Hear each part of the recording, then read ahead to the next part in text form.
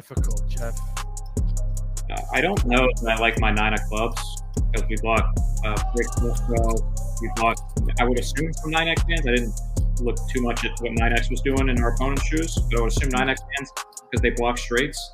Would be to follow through. And as far as value hands, it's only taking out like that what the 9-8 of clubs. And so as far as blockers here, you want to have a 9 because it's blocking the straight. You don't want to have a club. Having a club is bad. Having the 9 is good.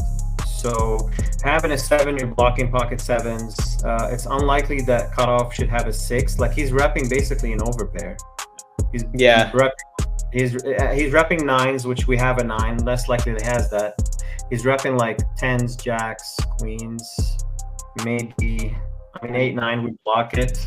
8s and pocket 9s 5s sometimes. Yeah, 8s and 9s probably feel pretty good right now. Yeah, yes, 8s and 9s definitely can go for that bet because it's pure value. And you when deep takes that line of check, check, check, all 3 streets, check, call, it's a 1 pair hand. It's never, unless he has some traps. But I'd agree. It's probably just a 7 or maybe like pocket 8s most of the time. What's the difference between cash and tournaments in your opinion? Well, well, I mean, the biggest thing is that there's always going to be an ante in the pot. So that does provide you extra incentive. There's an ante in the pot and there's also no rate. So that's just extra incentive to play more hands. So you definitely want to be raising a lot more aggressive, defending the big blind a lot more aggressive, and just looking for good opportunities to like essentially play hands. Whereas in cash games, you should be doing that as well. But it's like you can sort of take the foot off the pedal a bit because there's no ante to really incentivize you to play as aggressive. So that would probably be the big thing I would say. Money. That advice right there is money. It was actually through the Big Brother TV show. They had a professional poker player on one year. Shout outs to Vanessa Russo. But she was sort of like, the way she played that game was sort of like how I think I would play the game if I got to play one of those shows. And then, it seems like a logical leap. Okay, if she's good at poker, maybe I should try out poker. I started playing poker stars, just like $1, sit and go tournaments. And, I was awful at them when I first started playing, but eventually started to get into strategy, 2+2, shouts to 2+2, sort of worked my way up from like the $1 sit and goes to the $10 sit and goes. Then on 2+2, people would like relentlessly troll live players for just being awful at poker.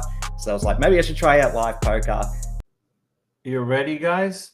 Good to go. Okay, we're live.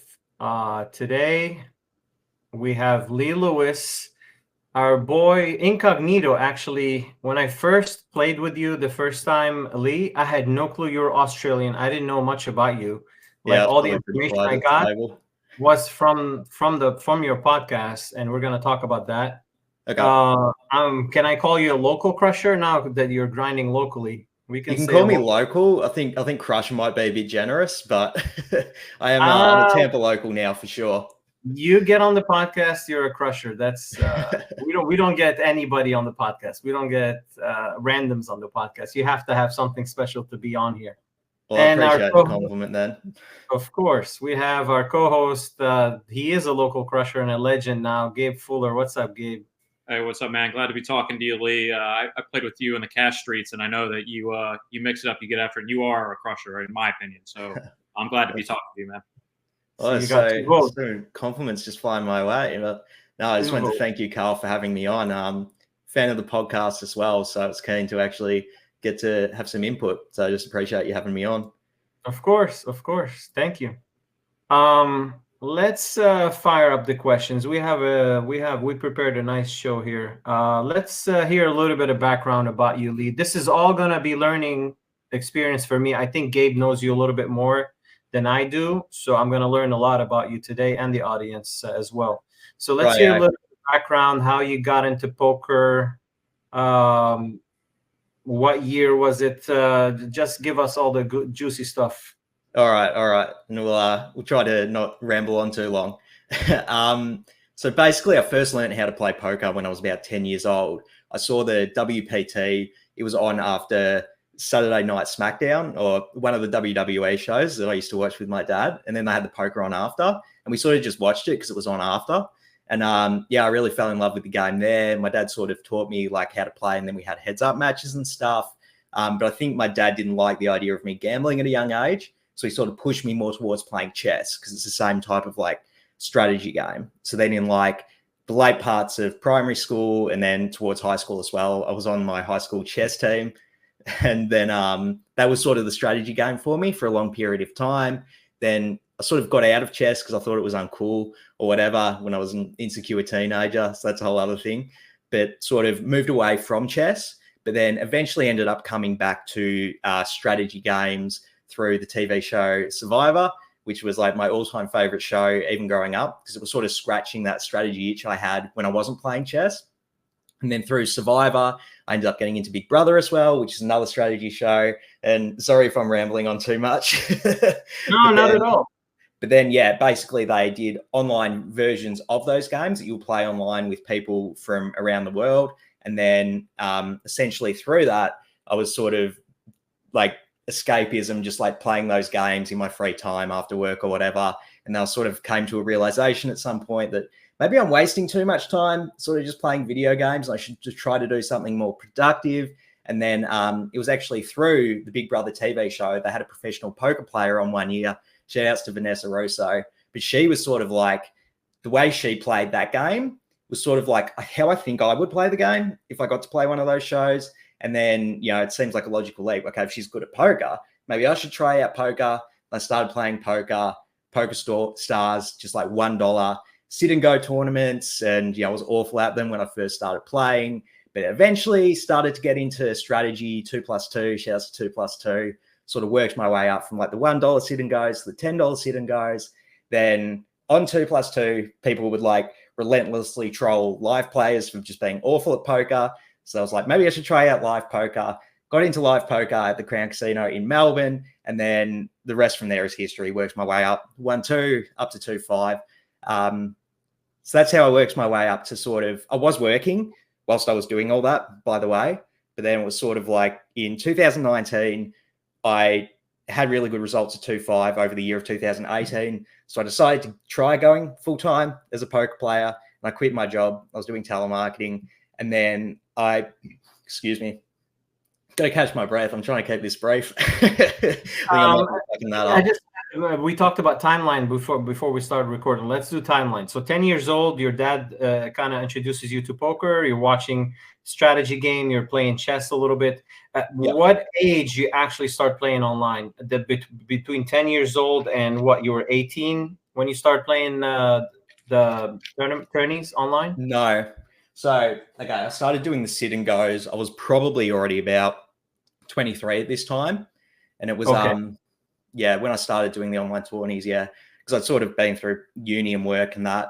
So I was sort of just doing it in my spare time. So I was, already about 23 at that time. There was a long hiatus between getting involved with chess and the other online games. So didn't really get into it until I was about 23. How was growing up in Australia, first of all, and what prompted the move to the US?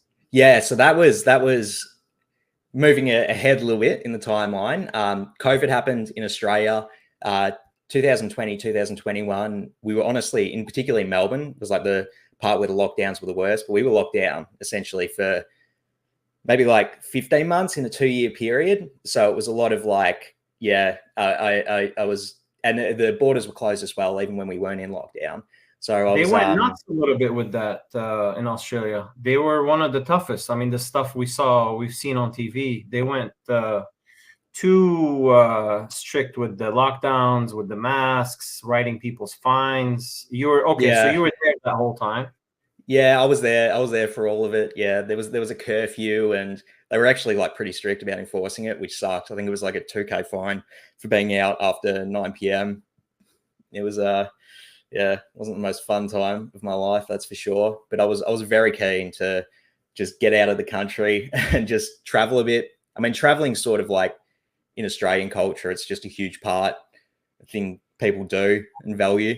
So I was really keen to just get out of the country after being locked down there. So that's when a mate and I flew over to the US, and this was right at the end of 21. Because I remember we were talking about doing a trip, and it was like we were waiting for the Prime Minister to come on and do like a press announcement for like, okay, you can leave the country now. And as soon as he'd done that, we literally the same day we booked the plane tickets to fly over to LA. and they were like You say $2,000. we as in the family. You had No, so that was me, and there was two other friends that I knew through poker. We were keen to go to the US and grind some games. Only one of the friends ended up flying over with me, but yeah, we were pretty keen to get out. Why did you choose? Well, Sorry, go ahead, Gabe. have you ever been to like LA? Have you ever been to Florida before? Have you ever been to the States? Yeah, so I went once in 2019. And then I went like California, Texas, Nevada, played poker there. And I really liked California though. That was my the best cash games for sure in California. So we were pretty keen. It was 2019, so it was right before the lockdown, happened. All that stuff happened. So we were already keen to like go over and then check out there again. But yeah, obviously couldn't. So it was sort of delayed a bit. Yeah. So what was the plan when you visited the first time, 2021? What was the plan? Come check it out, see how it works out. Did you have a bankroll at the time? Did you have a long-term plan, short-term plan? What was the... So this is sort of it's sort of getting into where I am on my YouTube channel at the moment. I went on a really big downswing like right after COVID ended, because I started playing. It was a 10-20 game, but it had like a button bounty game on, which was essentially like every time someone played a hand, you put $25 on the button, and then it kept adding up until someone won from the small blind. So it was actually like there was sort of like a button straddle that was typically worth something like $100. So the game was actually, it was a 10-20, but it was actually ginormous. And I went on a big downswing in the game. I made a poker video about that, but I lost about $30,000.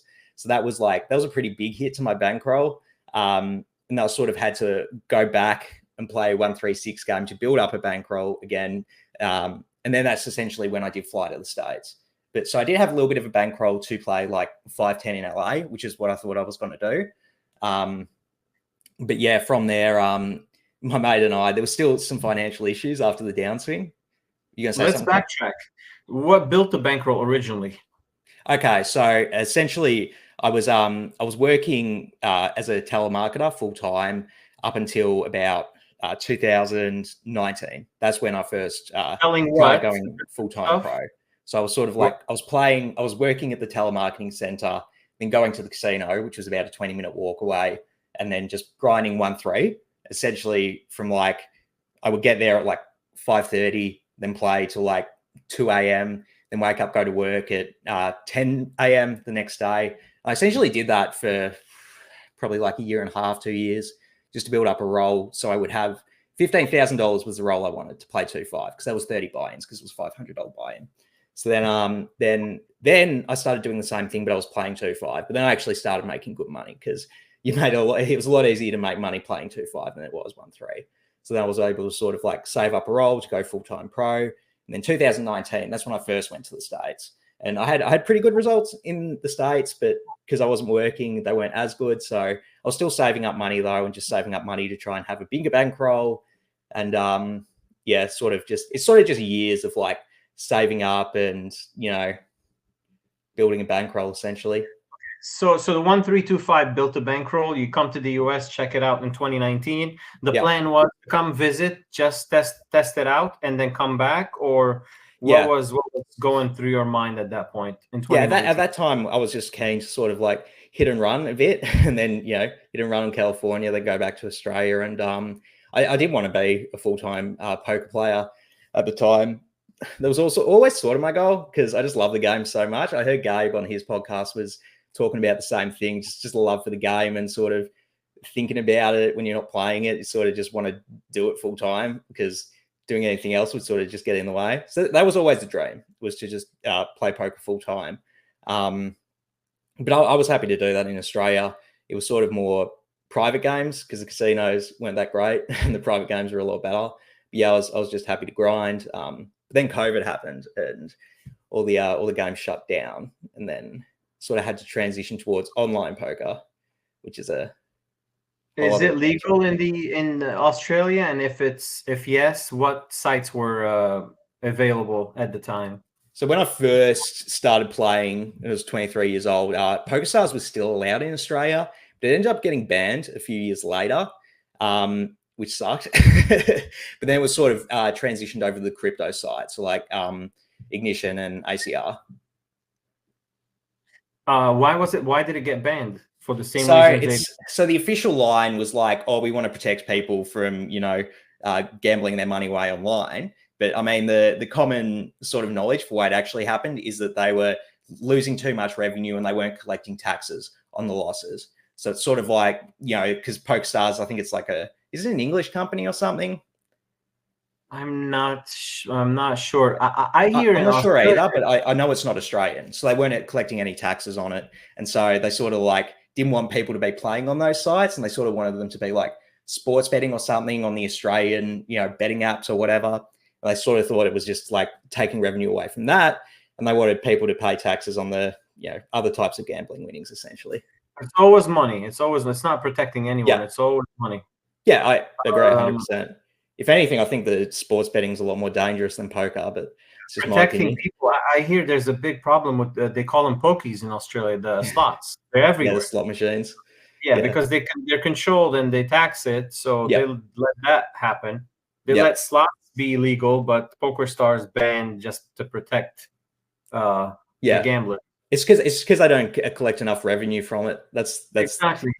I mean, that's not even like a tinfoil hat conspiracy theory. It's just logical incentives they're following. Unfortunately, because poker's a lot better than any of that stuff, in my opinion. Of course. So 2020 COVID happens, the lockdowns, you can't play live. 2021 comes, you pull the trigger and move. You make the move, the actual move to the US. I heard you mention wife earlier. Were you married at the time? No. So this is where my wife comes in the picture. So when we flew over, the plan was just like to visit, and I really wanted to go back to Australia afterwards because I was playing these private games in Melbourne that were like really, really good. And I sort of didn't want to give up on that. But I already had the US trip booked before I even knew those games were like so good. So the plan was to just like grind a bit, check out different areas around America because I wanted to check out Florida. I wanted to check out Texas as well, but that didn't end up happening.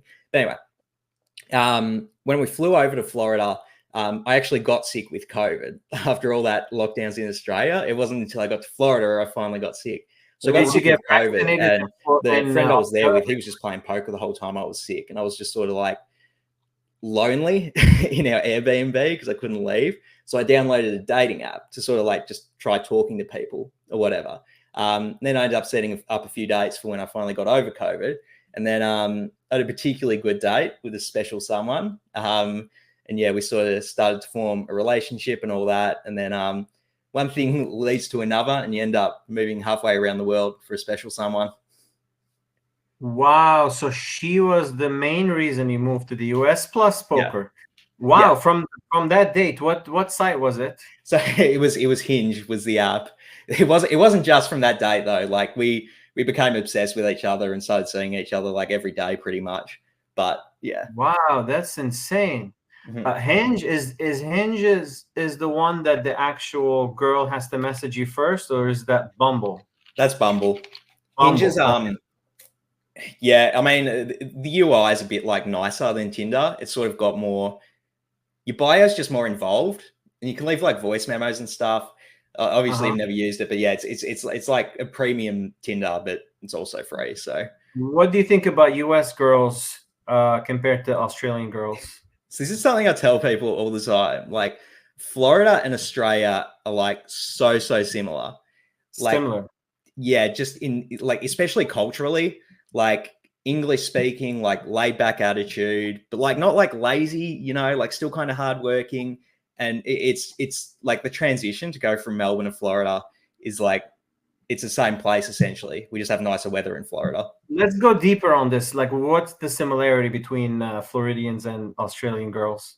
It's just like a laid back attitude. It's like not taking yourself like too seriously and sort of just like go with the flow type of thing. It's just a personality thing, I would say. And your wife is from what state? She's from Florida. She grew up in Florida. Cocoa Beach. Okay. Yeah. She's a local. When I met her, she lived in Sarasota, but yeah.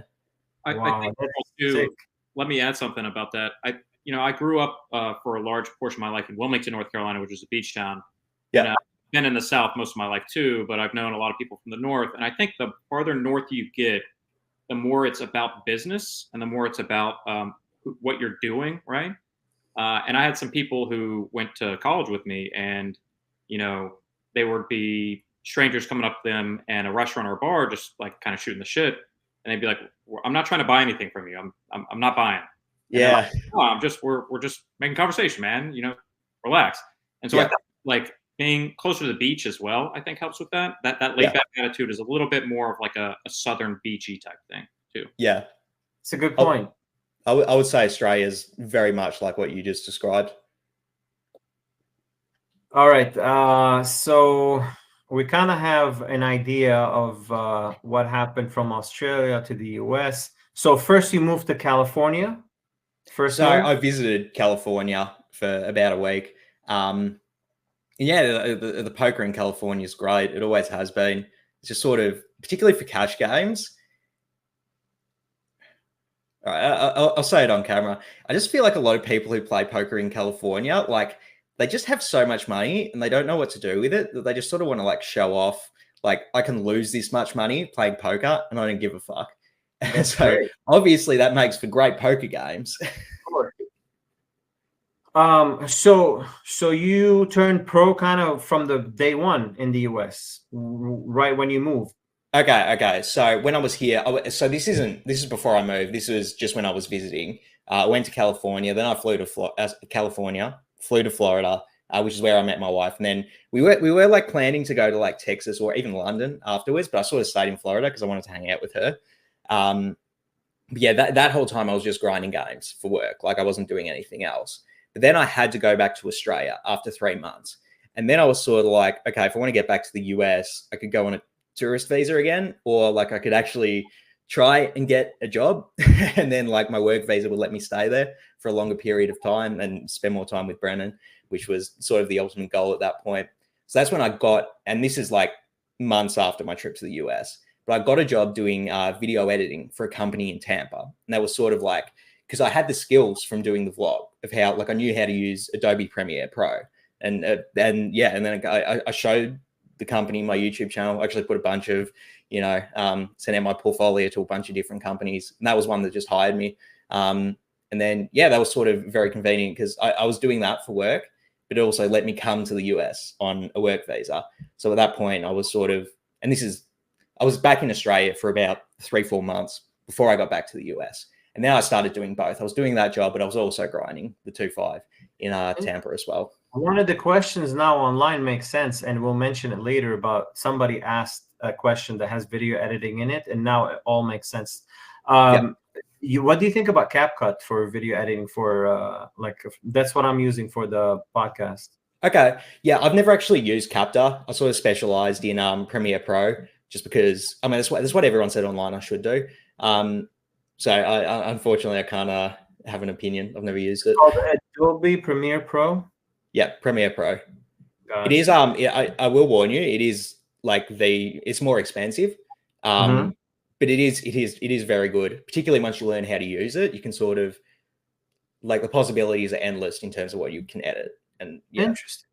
Yeah. All right, let's move to the juicy stuff. So let's talk studying a little bit. Yeah, I know you dabbled with cash games in Australia. You moved here. You're also playing cash games. What took your game to the next level? What sort of studying have you done? Yeah, so it was essentially this would be probably like 2018 in the timeline, I'd say. But at the time, like I was very, like, I wasn't poor because I was living in a first world country in like a really nice city. Like, I didn't have money for things like a computer or whatever. And I was making like nothing at the telemarketing job. And I was making like $15 an hour at 1-3. So I just didn't have a lot of money, but I finally saved up enough to buy a laptop. And that's when I downloaded Equilab. And so that was when I could sort of, and with a lot of information I learned from 2+2, I could sort of like look at different ranges, equity on different board textures, the old school style of study. And that was really when I started to learn, okay, maybe I shouldn't just be c-betting every board blindly, because that was my big thing when I was playing 1-3, was just c-bet 100%. Like people would troll me. They never check raise me. I don't know why, but they would always troll me for just c-betting everything. And it was sort of like, oh, okay, maybe they actually have stronger range on this board. And so that was sort of when the part started to click, when I got the laptop and I sort of realized through Equilab that, yeah, I should probably not be. So you were just like plugging in a few hands that you played in the cash game and just plugging them in Equilab? I mean, yeah, but what I really did was like just different flops. So it was sort of like I'll put in different flops. I'll put in my range, like open from whatever position, and then like a loose passive, like live players calling range. And I would sort of like look like, okay, how much equity do they actually have on this board? And that was sort of like my first thing into study. But then it was around it'd probably be the 2019, probably after I got back from America, even when a friend introduced me to solvers, and that was sort of like a bit mind-blowing to me, because it was like all these different lines, all these different weird bet sizes, which is something you can't really intuit just from Equilab. It was, you know, I mean, you guys have played with solvers. I've seen you on the thing, but it was sort of like, you know, the quarter size. We have a hand set up today that I plugged in the solver, by the way. What solver did you mess with in 2019? Was it Bio? No, it was GTO Plus. GTO okay. Plus, GTO Plus, I think. It's not that user-friendly. I tried to use it. It's not that easy. It's not easy to use like GTO Wizard. Correct me if I'm wrong. Yeah, GTO, if we're getting into the modern day, yeah, GTO Wizard definitely seems like the best one for sure. At the time, I liked it. I wasn't accustomed to Pio or anything. I really liked it. Let's talk. So 2019, so 2021, you moved to the US. Did you start having success right out of the gate, or you said you were on a downswing right around COVID? Did it turn around when you came to the US? What happened the first year? I was running pretty good when I got to the US. Like I said, California games were great. You sort of just had to show up and play strong hands, and you probably do pretty well in California, in my opinion, anyway. So I did well there. But then when I got to Florida, yeah, I think I ran pretty well at first, if I'm being 100% honest. Was definitely doing well at the 2.5s. Okay, let's talk transition between cash and tournaments. I see you now. I've seen you a couple times in tournaments. I had no clue who you were at the time, but it wasn't like consistent. I feel like now you want to make that transition. So what yeah, go ahead. Yeah, I've got to give a huge shout out to Ashley Spring. She's probably watching, so shout out to Ashley. But I was playing. I was going to mention her question. She had that question later, but we'll talk about it later. But yeah, go ahead. All right, but I got to give a huge shout outs to her, because we were playing 2.5 on a Saturday night once, and then she was like, "You know, Leigh, the way you play cash, you'd actually be really good at tournaments." And I was like, "Oh yeah, thank you. That's really nice." And then she's like, "You know, I made $300,000 playing tournaments last year." I sort of sat back and I was like, you know what? Maybe I should play tournaments. Maybe I should try, you know? So that it was sort of her saying that number where I was like, oh, maybe I should actually give this a go. And that was when it was crazy, because I think the next week there was like a daily Saturday tournament. It was like 250 buy-in or whatever. So I fired it and I ended up chopping that one for first. So that was like, oh, okay. Maybe you had a point, Ashley. And then what year was that? That was 22. That was like right at the start of 22. Might have even been January or February. Was that the 45K score? No. That was actually literally the next tournament I played. Like I went on a massive heater with tournaments when I first started playing. Literally the second tournament I played, I was up all Friday night playing cash, and then literally I just went and registered like first level for the it was a $400 I think it was a 200K guarantee or something. This was back in like March 22 or 23 actually. Sorry. How much was the score? Yeah, 23. That was, yeah. And that one, it was the second one I played. It was, I think like 45,000, something like that. 40 something, 45, something like that. Okay. That's the 45,000 score. That's your biggest score. I'm telling you, that was the second tournament I registered in Tampa. Like massive heater out the gate. Carl, that was the one that Fred won, and that was day 2. Was like 170 people. I only remember this because I came in short. I was one of the shorter stacks at that same tournament. But you ran deep in a challenging field, but 2 like a big field too. Like that's an impressive run. And there was a lot of money up top in that tournament. I mean, yeah, it was definitely a great score. Definitely had more than my fair share of run good along the way, as you have to with tournaments. But yeah, looking back at it, I think I made a lot of mistakes, particularly on the final table. Now that I've sort of got into studying tournaments strategy a bit more, but yeah, it was just a massive heater out the gate. So let's talk about the different. Like when you sit in a tournament, do you feel like a fish out of water? What are you doing different between cash and tournaments? This is good info for the audience, whoever is trying to transition. Okay. So at first, when I was just playing tournaments, like straight off of just being used to grinding, 2-5 games, sort of 30, 40 hours a week, I sort of just played it the same, essentially. Just like pretty much no difference, except for I'd be willing to get all in a lot lighter because you're shorter stacked. It was essentially the only difference I made in terms of strategy. But yeah, it was very much a cash game minded strategy I was using to play tournaments, which I think now that I've sort of learned a bit more about tournaments, I think is a pretty significant mistake. But yeah, in terms of your question, like what would I recommend to people looking to transition over? Well, that, and let's say now that you know better, you know the difference, like how to switch gears between cash and tournaments. Let's say you sit in a tournament. What's going through your mind to do different in a tournament, as far as like sizing, open ranges, defending ranges, all that stuff? What's the difference between cash and tournaments, in your opinion? Well, well, I mean, the biggest thing is that there's always going to be an ante in the pot. So that does provide you extra incentive. There's an ante in the pot and there's also no rate. So that's just extra incentive to play more hands. So you definitely want to be raising a lot more aggressive, defending the big blind a lot more aggressive, and just looking for good opportunities to like essentially play hands. Whereas in cash games, you should be doing that as well. But it's like you can sort of take the foot off the pedal a bit because there's no ante to really incentivize you to play as aggressive. So that'll probably be the big thing I would say. Money. That advice right there is money. That's the first thing that was eye-opening to me when Doug Polk talked about it. Yeah. That's like the big picture is basically you got to play more hands just because of the ante, and it is especially like deep in the tournament, like day twos and stuff. You can't sit back, and it's not like cash game where you can literally sit back and wait for aces and kings if you want. You can't do that in a tournament. It's gonna eat up your stack. Anyway, what else different you're doing between tournaments? In terms of differences, I do say like you should be doing the same thing in cash games if it's like a good spot, but the urgency isn't there as much because there's no ante. But yeah, in terms of what else you would do differently, sort of just like learn the pre-flop ranges, I think is probably a really important thing, particularly like defending out of the big blind. Learning those ranges, I'd say, is a huge one because you don't really. I mean, you should defend somewhat in cash games, but in tournaments, especially more so. I would say, and then also you're going to be all in a lot more in tournaments, so you've got to sort of, be willing to like lose all ins and not worry about it as much as cash when you're not really sweating all ins that often.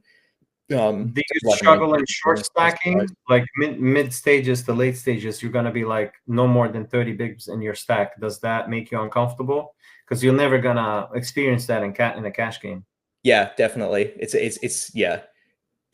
a whole different game in terms of what hands you want to play and really how willing you have to be to get all in. It's sort of it's a completely different mindset. You really only like trying to inflate the pot super large in a cash game if it's like either a spot where you think the opponent will fold because they don't have a strong hand, or you do have like a really strong hand and you just want to shovel money in. And it's where I've seen tournaments, maybe when you're shorter stack, there's sort of more incentive to like deny equity with more like middling strength hands. So maybe I don't know if like the actual frequency of like betting would be any different, but it's sort of like the ranges look a bit different because they're sort of, you want to protect your hand a bit more in a tournament type thing. Of course. How about ICM? That's a whole new world for a cash game player. Knowing, ICM spots on final table and like one down to like half the field, whenever you're close to the money or in the money. Yeah. Have you done any ICM studying? So here's the thing, and when I was talking before how I had that big score in the the 45 whatever score. I know I completely fucked up some ICM spots because I had no concept of it because I was a cash game player. So there was this spot, and do you mind if we do a hand history, or is that? Yeah, go ahead. Of course. Right. So basically, what happened was this is your show. You do whatever you want. Yeah. All right, cool. I'll take the reins. So basically, the guy in that tournament, I'm sorry, I forget his name, but he was essentially playing every hand. I think he was probably the chip leader at the time, which is maybe why he was doing it. But I didn't really understand ICM at the time. I'm like, okay, this guy's really aggressive. I just have to 3-bet him a lot, which is like the cash game mentality 100%. So he opened. This is at the final table, probably 8 or 7 people left, I want to say. It's probably 7 people left, actually. He was just opening every hand. You know who it was? Because we can look up the names. Yeah, I've played with him since. I don't know his name, but he got second in that tournament. Daniel. Yeah. Yeah, that guy. I don't know. He's got some good scores. Damn. Do you know him, Gabe? Yeah. So he doesn't have that lush head of hair right there now, but he's a really good player. He knocked me out of that tournament, and he gets after it. He puts a lot of pressure on. He's a really good player. Yeah, he's got that's a big number he's got there for his scores. Damn. He's been playing for a while too. Nothing crazy before 2022. He had a big year, and then everything else is reasonable. So anyway, what happened in the hand history? Yeah, so basically he'd been opening every single hand. And then my cash game mentality is like, I've got to 3-bet this guy. Like, he's going to fold so much. Like, I've got to 3-bet the cash game mentality. Because I didn't understand ICM. Now that I understand ICM, what I did next is probably a huge fuck up. But basically, he opens the cut off to like 2x. And I was in the small blind with pocket 8s. I had, I think, like 27 big blinds or so. And I want to 3-bet this guy. But I'm like, okay, if I make it like 3x, he's probably just going to call. No pocket 8s, which is bad if he calls. So I felt like my only option at the time was to go all in because I thought it was going to get so many folds, which looking at ICM is probably a mistake because I had like a middling stack and you're sort of just like risking so much to win like 4 big blinds. Yeah.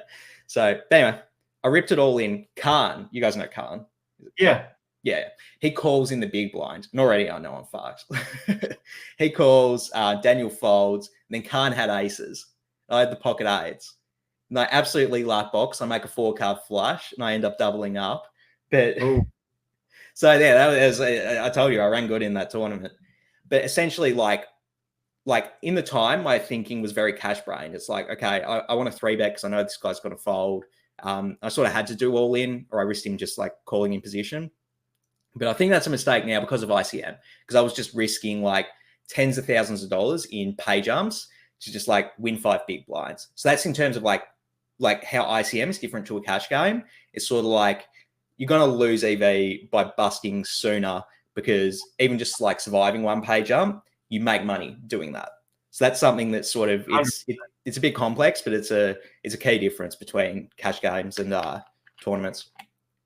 Gabe, what do you think about that play? Sending it pocket 8, 27 bigs. I think there's like a lot of things you can think about in this hand because like I am actually ripping this spot a lot because we. Oh, really? Yeah. So 3-betting kind of sucks because of everything you said. Yeah. At the same time, with ICM and we're a middling stack, like we bust now, it sucks. It sucks a lot. And you are right. Like we're losing thousands of dollars. And I think where this decision comes in a lot is like, if I feel like I have a big edge at the table, if I look around and I see like maybe even like 1 or 2 of the big stacks isn't a great player, even some good players are like shorter stacked, or it's just kind of a fiesta across the board, I wouldn't want to take a higher variance spot because I know I'm just going to have a more clear spot later. And yeah, I might be giving up a little bit of equity, but that's usually good. The folding can always be rationalized in ICM. But if the players are all like really good, we're going to have less of a skill edge. I think we're going to have to like increase the variance for our opponents. And so I think 8s becomes like a super slam dunk. And I know that in that tournament, there were a lot of good players left. So I'm probably like actually taking that spot. But I think also simultaneously, flatting can be challenging. We're out of position. Yeah, small blind too. Yeah, for sure. We're going to get squeezed sometimes, especially cons in the big. But I think we can flat pairs successfully because they're going to be easier to play. Like we know what we're trying to achieve on a flop, right? That being said, I'd still like rather flat on the button. So it kind of sucks, but I think jamming is still fine, and especially if the cutoff's opening a ton of hands, that 4 big blinds we're going to win, it's going to help us a lot. It does suck because like 5% of the time, 6% of the time, Con's going to wake up and we're going to be running our equity or pocket eights against a pretty tight range. So it's yeah. I mean, as soon as Con called, I knew I was dead. Like, well, I mean, not dead, but even with without ICM, like eights is like flatting 50% and like 3-betting 50%. With ICM, you can 3-bet like 4x. There's no need to go all in. 4x will do the job. Okay. If he's bluffing, he's gonna fold, and if he has a continue range, he'll continue, and you just play post flop straightforward, and you're gonna win like a ton of time just by 4xing it and him folding. But you're not like jeopardizing your whole tournament life. And in that spot, not to be result oriented, if you 4x it and Con goes crazy, and you can fold and just of course save your tournament life. Yeah, but without ICM, solver is like 3-betting 50% and calling. Normally 7s, 8s, and 9s are calling, but versus a late open, we're 3-betting more often with 8s, 9s, and 10s.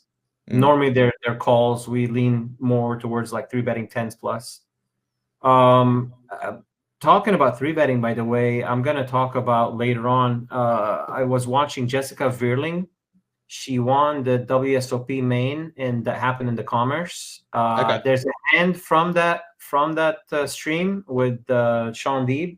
We're going to talk about that one. He has a hand. I plugged it in the solver, and we're going to talk about it a little bit, get your guys' opinion. And we're going to talk about Jessica. She was, hyper aggressive. Any spot that she could 3-bet, she was taking it, and like things were working to her favor because some of the 3-bets some of the lines that she was taking, if we take them against the players we play against, they're just ripping it in your face because they just think, oh, this guy's playing against me, and they just spaz. These guys, her table were good players, obviously, and she was just taking every 3-bet spot, and it was working to her favor. It was actually fun to watch. She wins the whole. I don't know if you guys watched the stream. It's on YouTube now. It's a pretty interesting to watch her play. She we'll watch a couple hands, a couple 3-bets. But anyway, back to our subject. So ICM, you talked about that hand. Let's move on into questions. What advice, Leigh, you give to somebody looking to leap from amateur to professional poker player? So a big thing for me is sort of like, don't quit your day job. Eventually you want to, but I would wait until you have saved up like a pretty large roll to get that. Like my thing was always 30 buy-ins for a cash game. With tournaments, I don't really have a specific number, but I'd imagine it'd have to be a lot higher because you just burn through buy-ins so much quicker. Yeah, sort of like save up 30 buy-ins and then like at least like 4 months living expenses before you quit your day job. But yeah, sort of like having the day job and then just playing on the weekends is like a very good spot for a lot of people. I think most people that grind 2-5 at the Tampa Hard Rock at least probably do that, and sort of like it's going to make the whole thing a lot less stressful and easy to maintain. Then once you do get to that point, then just grind a lot of volume. Just like treat it like a full-time job, play 40 hours a week, just grinding good games as much as you can. Just get the volume in, and if you're playing well, the results will come. You advise more cash games or more tournaments or a mix of both? What do you think? It's sort of whatever you're more passionate about, I would say. Sort of where like a personal taste thing comes in. I think tournaments probably are a bit softer, to be honest, especially recently in Tampa. But if you got a thing for cash games and that's just more your style, then I wouldn't discourage you from playing that. But I think specializing is probably good. So I would just choose whichever of the two is your favorite and sort of just like go down the rabbit hole of sort of like grinding that game intentionally. Where is your heart at the moment? More cash, more tournaments, or it's sort of, yeah, I would say it's tournaments for sure at the moment. I've definitely been trying to put in more volume with them, even gone back to playing online tournaments a bit. There's a bit of a novelty to it for me because I've been playing cash games for a long time and sort of like learning a new game, new set of skills to do with tournaments. Just the novelty of it is pretty cool to me, and I've really been enjoying it.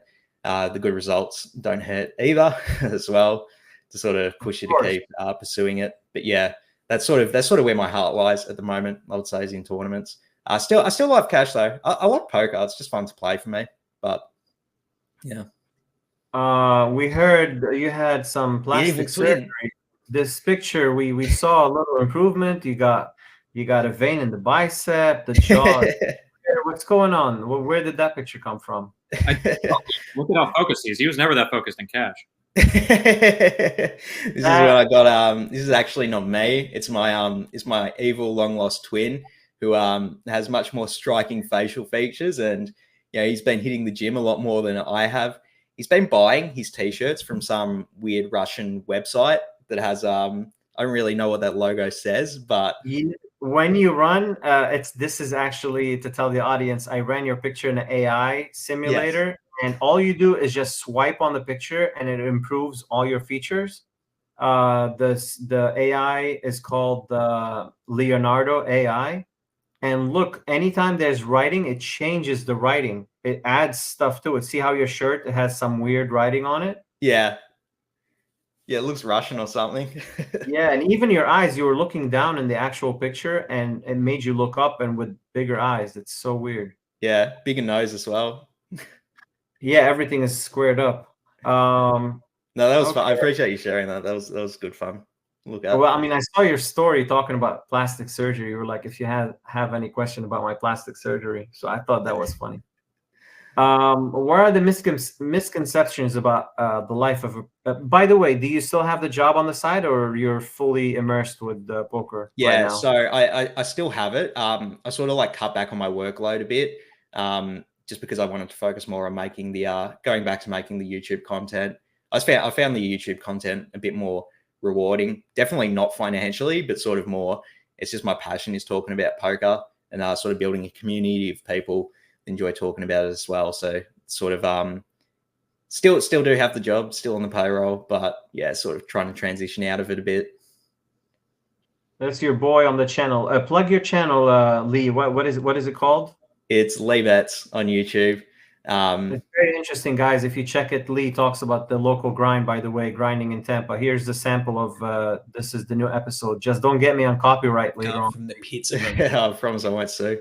Decided to run halfway around the world to every gambler's favorite nation, the United States of America. In my last video, I ran hot at the Commerce Casino in Los Angeles, but due to LA's awful traffic and me being a massive life nit, I decided to bounce from California to the land of the alligator, Florida. After flying to Tampa and spending way too much on a rented Prius, so much for that life nit thing, me and my mate got an Airbnb in a nice part of town for a much more affordable.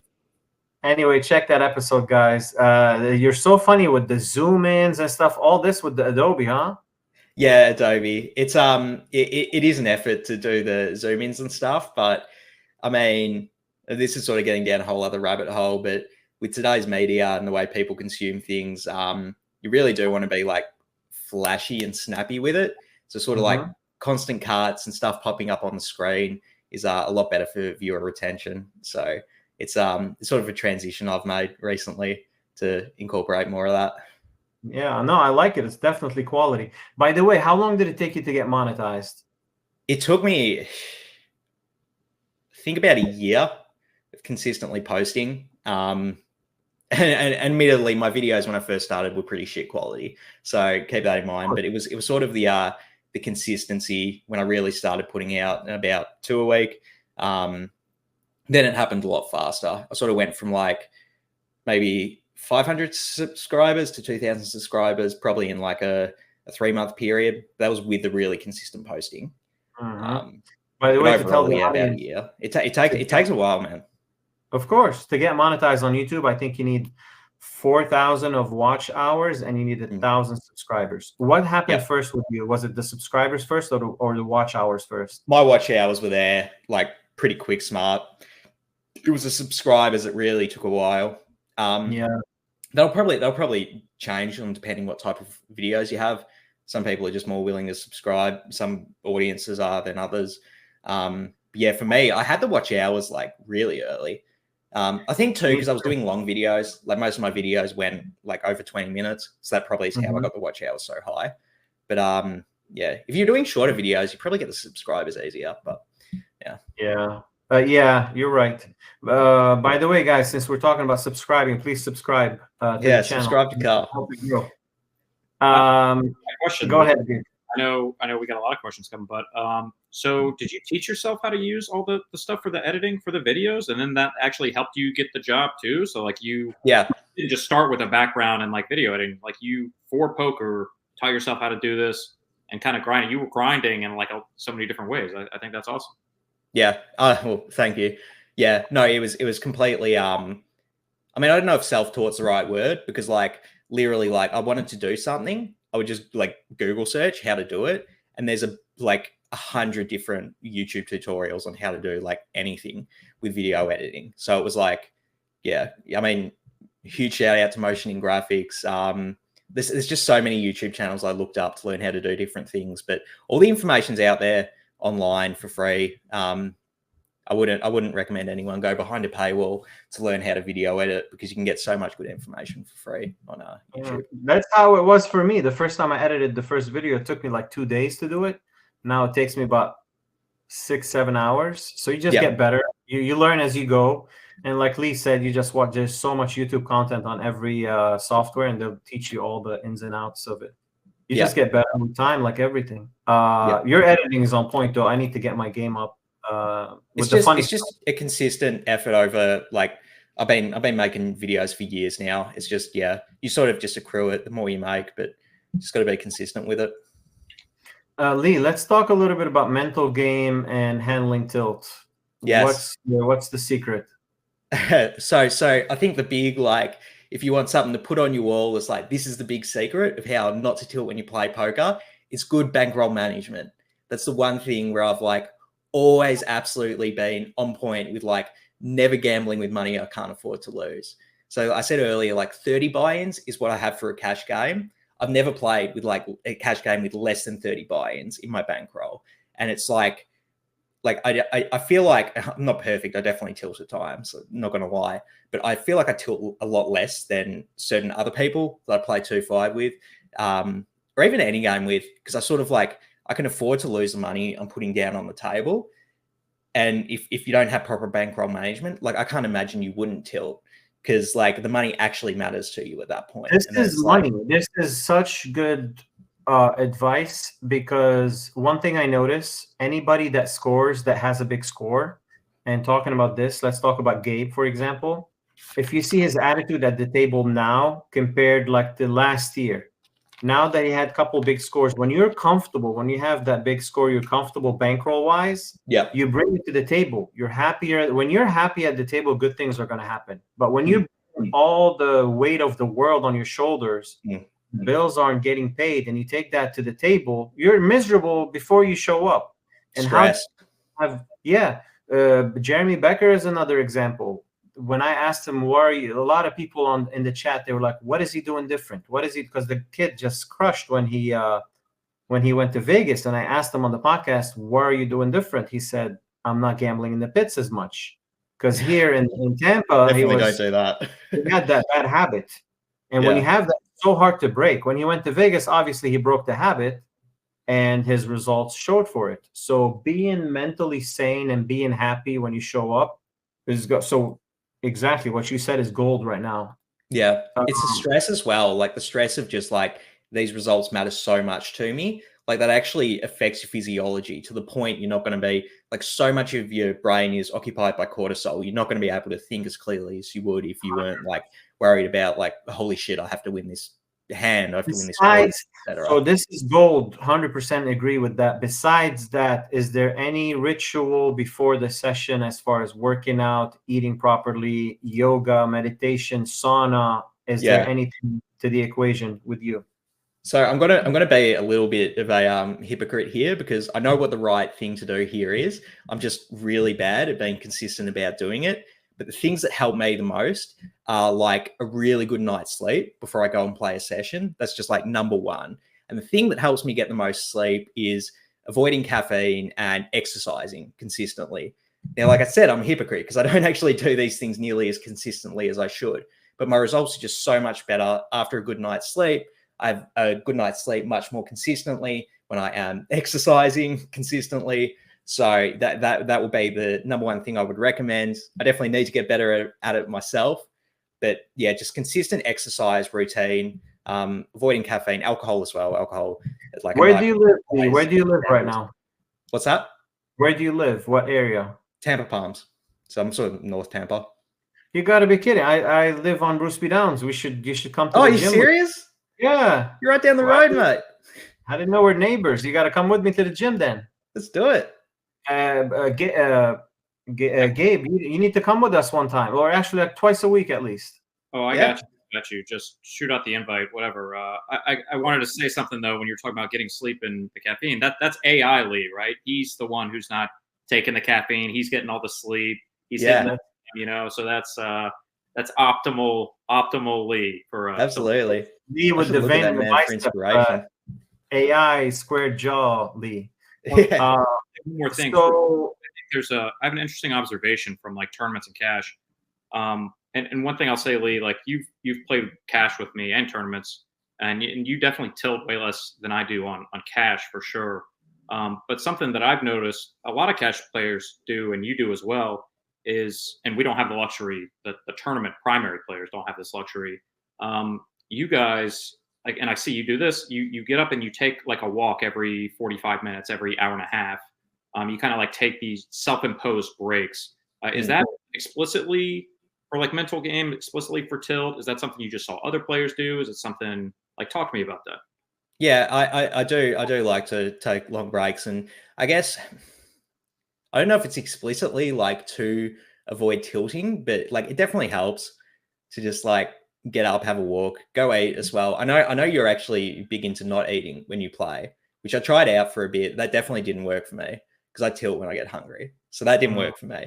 But yeah, just like getting something to eat, all of that helps avoiding tilt. I feel like with cash, it's also like you kind of get more bored than you do playing tournaments. So it's kind of just like, I'm just sick of like folding hands forever. I just want to go have a walk.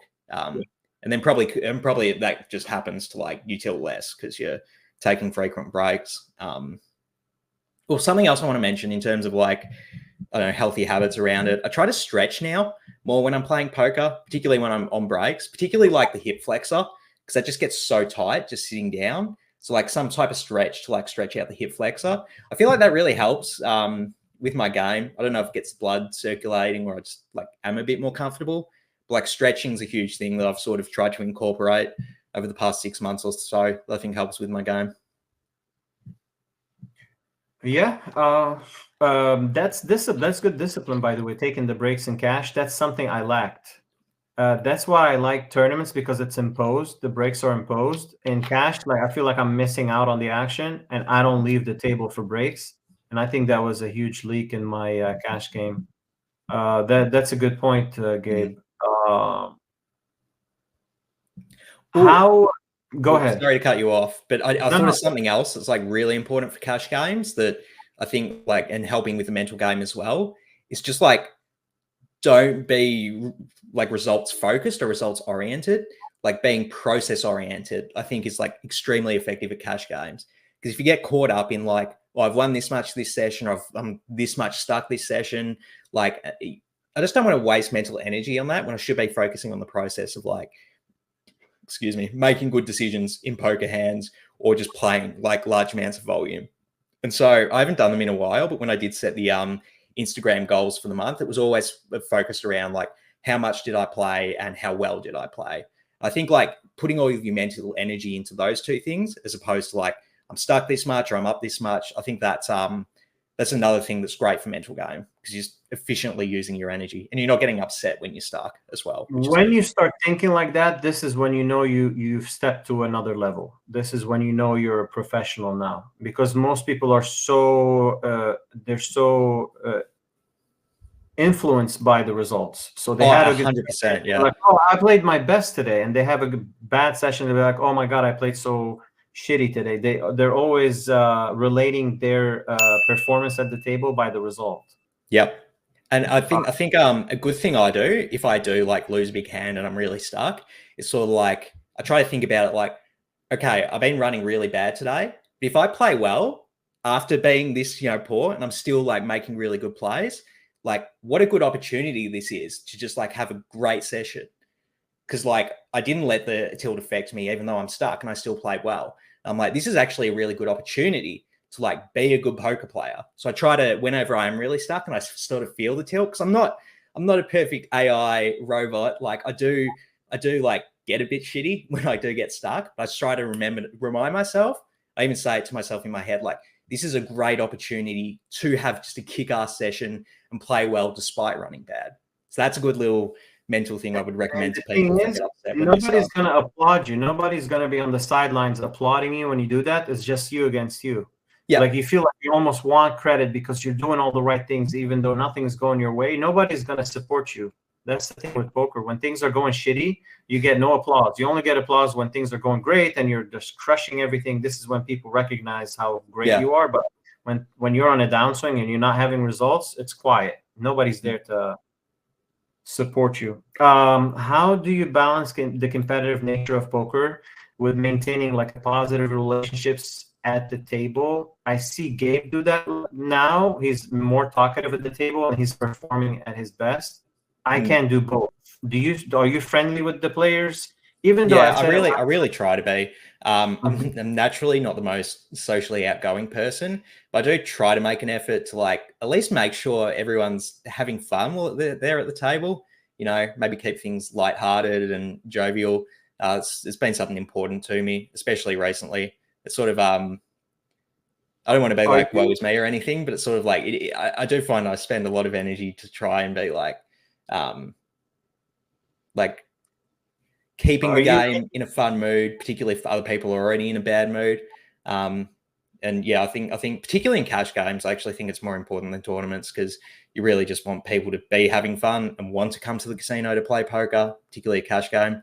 So it's something, I do have to spend a lot of energy into trying to keep things fun, particularly if people, it's fine if people are already like laughing and having a good time, then it's easy. But sort of like if I can see someone's kind of upset that they're losing, it's sort of like, I really do want to make an effort to sort of like, make sure they're having fun and, not just down in the dumps about it. How do you deal with this is something that affects me actually. Like when I go to some rooms and the players are really bad, and it's counterintuitive. I know I'm going to get some hate for that, but when the players are really bad and the competition is like zero, it brings out the worst game in me, and it's hard for me to be there and watch it. Like watching at Showdown, some of the stuff that don't make any sense.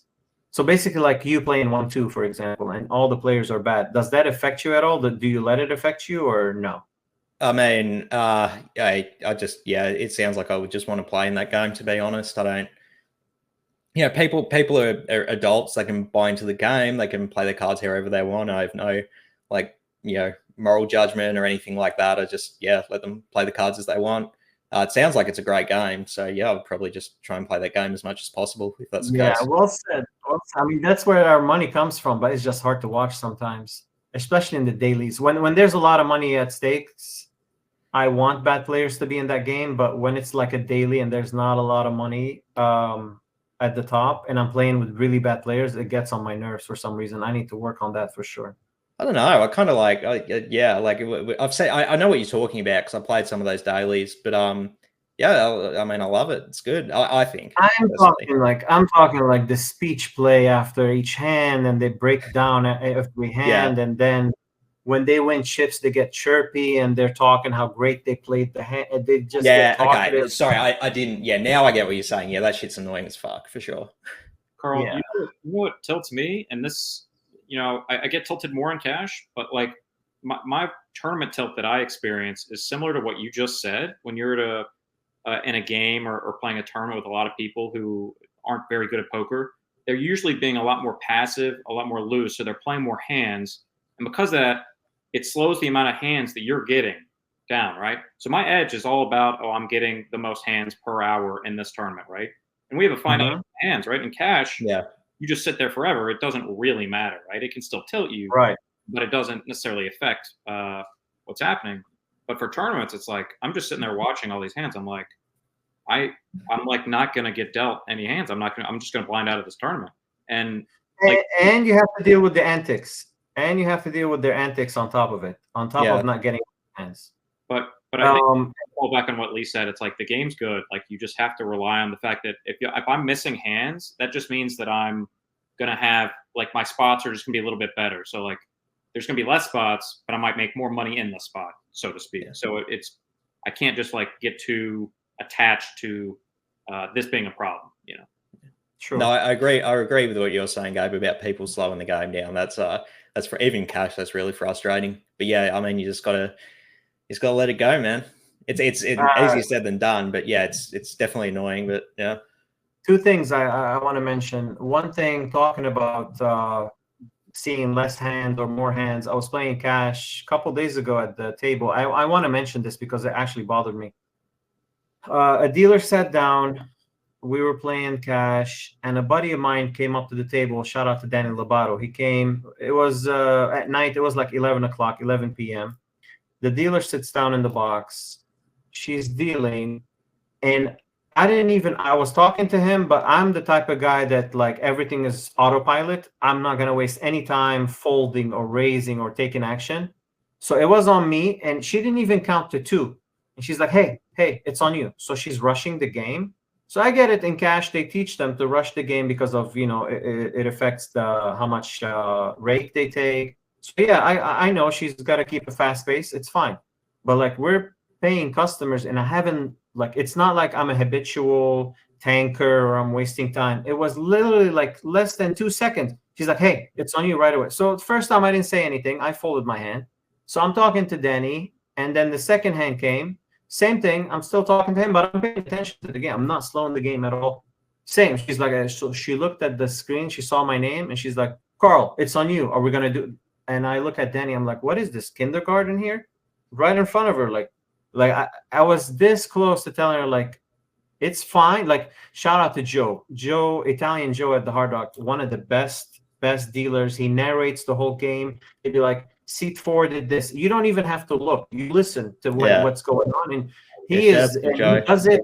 And you can tell he loves what he does, and it's so nice to play when he's dealing. She's the opposite of him. She's okay. She's like calling the shots and stuff, and like rushing everybody. But there's a fine line that it's okay to call, like, to make sure the game is running smoothly, but don't rush the players, especially if a dealer does it in tournaments. Right away, I'd be like, no, you're not setting the pace, because in tournaments, there's decision making takes a little bit more time, and I'm never the habitual tanker, by the way. I act fast, but like, let's say her sitting in a tournament, I will have an issue. It's okay to set the pace, but don't make it too fast. Fast is good, too fast is bad. I just wanted to mention that. Because it really bothered me that night. How do you stay motivated, Leigh? Day after day, the grind. Sometimes, some people like fall out of love of the game. How do you stay motivated to show up every day and play your best? Same. You hear your perspective too. Yeah, I mean, I still love playing poker. Still really love the game. So I'm not. I mean, sometimes I don't want to play. Like, I just want to hang out with my wife or something. Sometimes not even that. Sometimes I just want to like sit at home and watch YouTube videos when it's really bad. But I still have fun with the game. I remind myself when I go there, like, you're probably going to enjoy yourself when you play poker anyway. So that's a key reminder. In terms of like tips I would give people to really like consistently put in an effort. And there's something that's worked for me in the past. And if you follow me on Instagram, you would have seen the challenges I used to post. I haven't done one in a while, but I used to post them every month where I'd have like a volume goal, and then I'd have like a gameplay, like certain level I wanted to play at over the amount of time. And that I found like really motivated me to just like put in a lot of volume. So I would say setting goals would be a good thing, particularly goals around volume in terms of if you're struggling to find motivation to play. By the way, I like your stories after each session. You grade yourself Thank on you. all the aspects. You'll be Hmm. like, I wish we had a sample to show, but it's usually on your stories. Yeah. You give yourself a score on everything. You'll be like, focus was 8 out of 10. Aggression was 6 out of 10. You grade everything. That's a good way to go about it. Yeah. Gabe, what keeps you motivated? That's a good question. I think paired with Leigh, love the game, and I think something that my whole poker like story just keeps changing, so it's hard to like linger on like one aspect that's like done this for 2 years or 8 years or however long. But for me, and I almost said this when you were talking about like having like losing sessions and stuff. When you lose hands, I spend a lot of time reflecting on what happened and whether I made the right decision. Did I overlook a variable? It's a good time for reflection and improvement, right? So if we have a bad session, that can actually be good for our, improving. It's an opportunity, right? But for me, now more and more, I even like hands that I'm winning. I'm just thinking about like, man, should I have played my range like that? Yeah. I mean, like, what did I do that was differently than what I would normally do? Was it exploitative? Thinking about sizings. Sizings to me are like one of the most important decisions you can make in poker. And that's, Carl, I know you shouted me out on another podcast. It's like, we get so automated in sizings, and I don't think that's good. We need to really keep stretching that. And sometimes it's going to cost you, right? And the tricky part is every time you're working on something, you need a sample because variance always has it. So it's so hard to like really know if you're improving or if you need to change what you're doing. But if you're constantly thinking about it, like good hands, bad hands, winning hands, losing hands, tournaments, cash, I think that's when that's going to be motivating, right? I want to keep getting better, keep improving. So, You're Very like well I said last time, you put on a clinic last time I watched you when I was at the table, and your sizing is never the same. You're like all across the board, and I'm thinking after each hand when it doesn't go to showdown, what was he trying to do with that sizing? So a couple times you sized like 2.5x pot, 3x pot. It was weird, and I'm trying to think like what was he trying to achieve with that sizing? And looking at your opponents, I mean, you made the guy. I mentioned it last time. You made the guy fold jacks on a 9-high board, which is something amateurs never do. And you made a guy fold ace king on an ace. It was like ace 3, 5, 9, which also people never folding ace king. So you're making people. I don't know if you had a better hand or worse hand. Were you bluffing? He said on the ace king hand he had a value hand. It was ace jack 3, 5, 9, and he had value hand. I had two pairs, and then I had a bluff against the jacks. So it was the jacks. Guy laid down jacks on a 9-high board. It was like 9, 7, 3, not connected boards. Straights aren't there. But our boy here sized very small on the flop, like 10%. And then he made it like 2.5x spot on the turn. It was interesting to watch. The guy went in the tank for 3 minutes. And I'm like, I didn't put him on jacks. I'm like, no way he's got a value hand here. He's got like pocket sixes, pocket fives. And what was the action gray flop? Was it a 3-bet pot? No, single raise pot. No, he called, and Gabe called in the big blind or something? Gabe called in big blind. Yes, the guy opened jacks. Gabe defended. I flatted bottom. And something too, and where I've been studying some stuff on solver that talks, you can just change the bet size and then you just see how the solver inputs. But a lot of things I've learned about sizing have come from cash games. And what's interesting about cash is like you're so uncapped based on how deep you are, right? That if I'm in an $80 pot, I don't have to bet $40 or $60. I can bet $200 on the turn. I can bet $250 on the turn. And if they're going to fold everything, well, guess what? I'm just going to bluff everything. Yeah. And if they're going to call too much, I think it's a very good exploit because I think a lot of the players we play against are kind of elastic with the hands they play. So if you stick to the standard sizings, if you're going like third pot, then half pot, then half pot, they're calling. Why? Because they overcall. But if you're going like 10% pot and going 2x pot, it confuses them. The times you have value, you're gonna value on them, and the times you're bluffing, it's gonna make them fold marginal hands. I mean, you have people folding jacks on a 9-high board, so it's obviously working against these guys because they're not used to these bet sizes. Yeah. Yeah, it was interesting to watch. I'm like, damn, I need to put some time in the lab after that session. Yeah, nice. It has backfired a few times, so you're gonna Happy off with ace king. the times you're playing against somebody that knows what they're doing and they have like, you know, they're protective, their range is protected, you're gonna go for like 2x pot and they're gonna snap call you, and you know they're gonna the times they have it, it's gonna cost you. The times they don't, overall, I think it's a good play. Looking back at your career, Leigh, is there anything you wish you had done differently now that you're in this spot and you know what you know now? Yeah, I think the big thing probably would be moving up to 2-5 sooner, because I grinded 1-3 whilst I was working the telemarketing job. I grinded it for about a year and a half. And then when I finally did work up the bankroll for 2-5, I realized that the 2-5 game was like even softer than the 1-3 was. And I was like, oh, fuck, I wish I moved up sooner. So I probably would be, I don't necessarily want to recommend people watching be aggressive with their bankroll management, because I think in general that's going to be a bad move. But specifically, I wish I was a bit more aggressive, moving up to 2-5 a bit sooner. So you said 30 buy-in for 2-5. So somebody playing a Hard Rock, what's the max buy-in for 2-5 right now? 1,500? Yeah. So they need what, 45K, you think?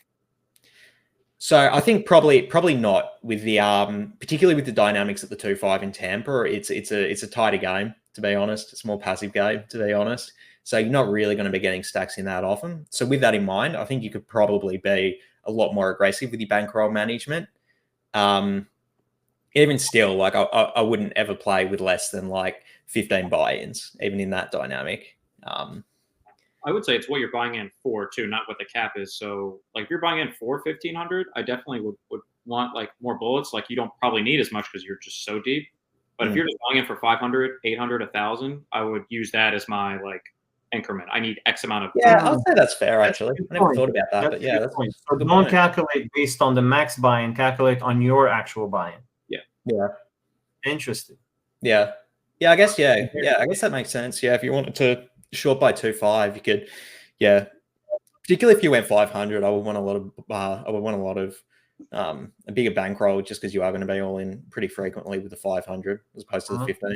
I heard some advice too that I'll share. This is insider information for anybody who's trying to play more effectively, I guess, in cash. Is our buy-ins shouldn't necessarily be determined by like the cap. It should be determined by how much money the average like worst player is going to be in for, right? So I don't think it matters. Like we shouldn't be buying in for 1,500 in a 2-5 game if all the regs are buying in for 1,500 and all the worst players are buying in for 500 or 1,000, because we want to be, I think, as deep as the players that we have an edge on. And I think we're going to make more mistakes against the regs. So why would I buy in 1,500 against a bunch of players who are going to now be able to win more money against me, albeit in like maybe some small marginal spots. But to me, I think that's probably wise advice. So in theory, I would agree with what you just said. I think in game, it's probably a bit unrealistic to expect, okay, it's only the regs who are buying in for the full amount. Like, I would assume that recs are also buying in, maybe a lower frequency, but like, I mean, why wouldn't, a big rec want to buy in for the max if they're, yeah. So it's if the table is okay, doing that, you don't have to do that, but it's generally, that's how you can kind of like scout it out, right? Like, yeah, I mean, it makes sense in theory. I agree. What are your short-term goals and long-term goals? So goals for this year, and another section of this question, are you doing Vegas this year? No, I'm not doing Vegas. No, okay. No interest in doing that, to be honest. For the short term, my wife and I, we've signed a contract, but we're going to close next month. We're buying a house. And so it's going to be paying off that mortgage payment. It's sort of the immediate goal. Want to I mean, we're paying really high interest because that's what the interest rates are right now. So I really just wanted to like try and pay it off as quickly as possible. So at the moment, short-term goals, just grinding, trying to make as much money to try and pay that off. Long-term goals, I do want to buy a lot more property and invest it in that. Seems like, I mean, I know shout outs to Shane Malat. I know he disagrees with this concept, but I think property is a pretty safe investment, all things considered. So I sort of want to just make enough money to invest in property so that hopefully I can retire, I guess. I don't think I'll ever retire, or I definitely will never stop playing poker full time. Well, I'll never stop playing poker completely, but maybe just like ease off on the schedule a bit when I'm older, and hopefully spend time with a family, if I have one at that point, would be the long-term goal. What's the minimum amount you actually aspire to make, like, per year? Is it 50K, 100K from playing poker? So, like, it's a hard question to answer because, like I said, I do want to be more like process oriented than like actual trying to reach a certain number. I think that's, very conducive to tilt, as we talked about earlier. So, I mean, I don't think I really have a number. I just sort of want to maximize the EV I can make in games that I'm properly rolled for. And hopefully the finances come with it. Because like I said, like when I said I don't want to be like focused on the results, it's like that's an overarching theme. Like I'd get so tilted if I was just worrying about how much like money I was making constantly. But in a perfect world, well, like, what's a number that you feel comfortable making? Yeah, I mean, like in terms of like probably a bare minimum, I wouldn't want to make less than bare minimum. I wouldn't want to make less than like $40,000 a year. I think that'd make life like significantly worse for both me and my wife. So I think like bare minimum, I would want to make over that much. Yeah, for sure. Fair enough. Yeah. We're done with my questions. Let's watch that hand with Sean Deeb from the LA main event, the Commerce WSOP event, and break it down. 1 second, let me share the screen. That hand happened literally a couple days ago. Okay, so we're back. Oh, you got an Aussie in it. We pick up the action on the turn, by the way. We don't see the flop, the flop action. But I'm guessing that Villain opened and Sean Deeb defended. I think the bet on the flop from the size of the pot on the turn is like third pot, and then Sean calls with top pair. He flops top pair. And then let's see the action. So we pick up the action on the turn here. Is that Sean Deeb? Have you heard of Turtle Traders? They were a group of 14 scammy YouTube ads trying to get you to sign away a kidney. Yeah, of course. It's almost like they know we're recording. Brandon, good point. 9 of diamonds in his hand. Yes, I get that, but it actually skipped it 1 second. Yeah, very limited. There's certainly some hands that can contain the 9 of diamonds, but I don't think it's all that relevant here.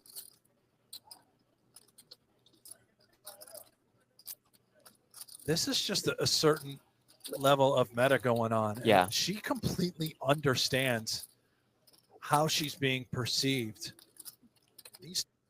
A near pot-sized shove. It is gone. Yes. Christina Gowan. And all the chips. I wish I recognized the Australian guy, but I don't. He looks for it all. Earns more than $6,000. Decent. Okay, the hands happen after this. Mid-run here in the main, took down the housewarming event. And, oh, no. Phil Lock as well. Also lost the Unabomber. Eliminated. Great pants. Not a great run on day 2. Okay, see, we pick up the action here on the turn. All right. What a great spot. So Sean Deeb, Jeff, I know you're disappointed. Feltman opens, deep calls, check 1/3 on the pot call.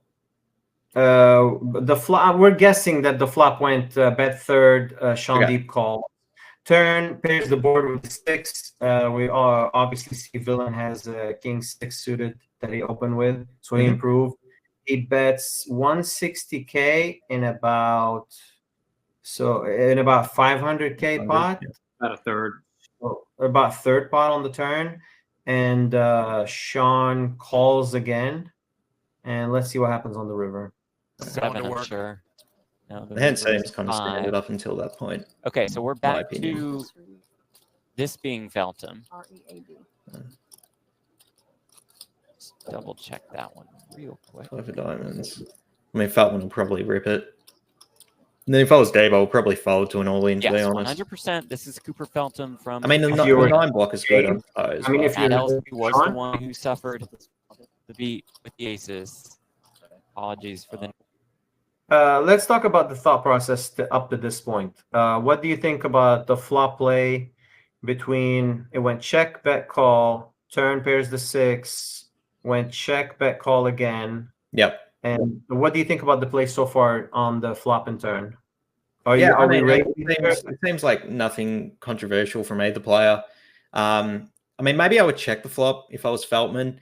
I guess you have such a strong equity hand, though. Betting can't be bad. The board's probably is looking more like a big blind board, so maybe that would incline me more towards checking now that I think about it. But you do have such a high equity hand, like betting it can't be bad, right? I like your thought process. I like checking flop with that hand because it plays so easily on turn and river, and like you said, it's a big blind hand. What do you think, Gabe, of the line on the flop and turn? So I think we can bet this flop. We have a really good kicker with our king with the 6. So I think we can get called by worse 6s. There's plenty of draws, and we have like a pretty good draw to go with it, which is like his hand is so strong. So I think betting, putting in money when you have so much equity, solvers for sure going to do it. And I think in general, we probably want to be doing it in real time as well. But what do you think about your overall range here? You're thinking about the exact hand, but overall range. I think we can still see bet the board a decent amount, especially from late. We're going to be opening. We should be opening a little wider. I know he doesn't have a ton of chips, but it is late position open with ICM. That influences range a little bit too. So king 6 is probably suited is probably really close to the bottom. But I think C betting's fine. I think turn, I'm pretty worried if I'm deep here because this turn is so good for Deep's range that when we bet again, I'm like, because we can just raise, like we can really raise with anything, right? Because we have all the 6. Yeah. So he has to stay tighter on the turn when he bets. Normally on the flop, connected boards like that, semi-connected but not fully connected, so the straight can be flop. You can check, you can bet more often than checking, but if the board was like 5, 6, 7 or 4, 6, 7 or 6, 7, 8, 6, 7, 9, those boards we check at 100%. We check at high frequency. But when it's semi-connected but not fully connected, we can actually bet big on that board. So 6, 7 deuce with a flush draw. We can go for the big side. Is fine. Checking is fine also. Let's see what the solver advises here. Let me. I was going to say, yeah, with the 1/3 size, if I was going to bet here, I probably would use a larger size. Yeah, Again, I don't know about that one. I got another question though, or another observation. Our opponent this is a board where he can raise a lot.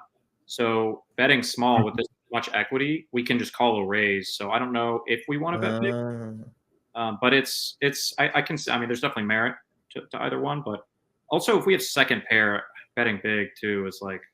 I know we don't want to size the strength of our hand, but yeah, that's fair.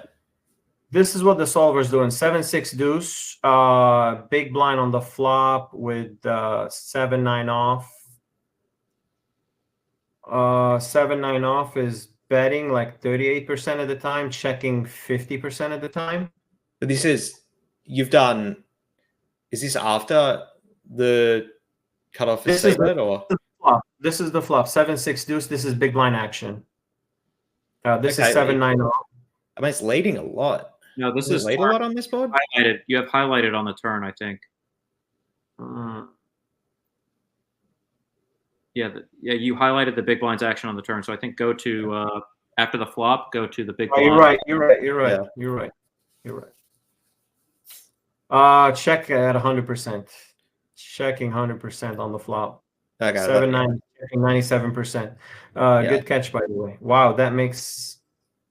But that's it's leading a lot. Damn. Back into the pre-flop razor, which is fine. Yeah. But what's the cutoff? Is he cut off with king 6 particularly is we're checking 88% just checking, because it's a big, that's because We wants to stay balanced. The solver wants to stay balanced in that spot. So king six of clubs is doing a little bit more betting. It's Make checking logical. 80% and betting 20% different sizes. It's going small, 2%, two big blind, 5%. Of course, like a normal human is not gonna know how to mix all these sizes. We can go like half pot here. Yeah, but the it's heavy betting. bets the over pairs, worse than aces, and strong sevens. It's checking a lot of weaker sevens as well. Over pairs, especially eights, the queens like need protection. Actually, all the over pairs are betting eights, nines, tens, all the way up. The eights is checking sometimes, but mostly eights, nines, tens, and jacks because they need protection. They should bet like at 100%. Here, Can you do me a favor, Carl? Could you go over queen eight suited? I'm just curious if it's like because it's queen eight suited. Yeah, it's betting it pretty heavy, but I'm sort of like which combos. Yeah, queen eight the flush draw suited, combo. like the one with the flush draw is betting 100%. Yeah, even the offsuit ones, it's still going pretty aggro with. Yeah, they're betting like 70%, checking 30%. Yeah, or betting almost 80%, checking 20%. Yeah. Yeah. Yeah, so it likes the I guess that one's the low equity, low showdown value bet. We just want to filter our decisions into like a couple sizings, I think, and because if there's a decent amount that are big and small, but we can't have like 6 sizes or 5 sizes. That's crazy. But I think generally speaking, it looks like a check with his hand specifically on this flow. I mean, we're betting a lot. Like we're betting a wide range here as the cutoff. Yeah. Just because, like I said earlier, when it's not fully connected, we can go for a bet at a higher frequency. If that board was like 5, 6, 7 or 4, 6, 7, 6, 7, 8, 6, 7, 9, we're gonna check way more often than this. Yeah. Anyway, the turn. It does bigger bets on average more so. Yes, after the turn pairs the board. 7-9 is doing some leading here. 7-9 is checking 50%, betting 50%. We can start leading on the turn here on a 6 board just because that card favors our range. Here, Sean elects check and then cut off. What is cut off? The one with king 6. See, even with the 6 is doing some actually checking 0. Okay, it's betting. It's bombing it. Yeah, it's betting between mixing sizes between like 7 big blinds, 4, 5 big blinds. Yeah, 7 bigs. Yeah, bombing it almost close to pot on the turn. And then river once the 5 falls. I guess maybe he's going a bit smaller because he just wants deep to call essentially. Yeah, sort of trying to price it in type thing.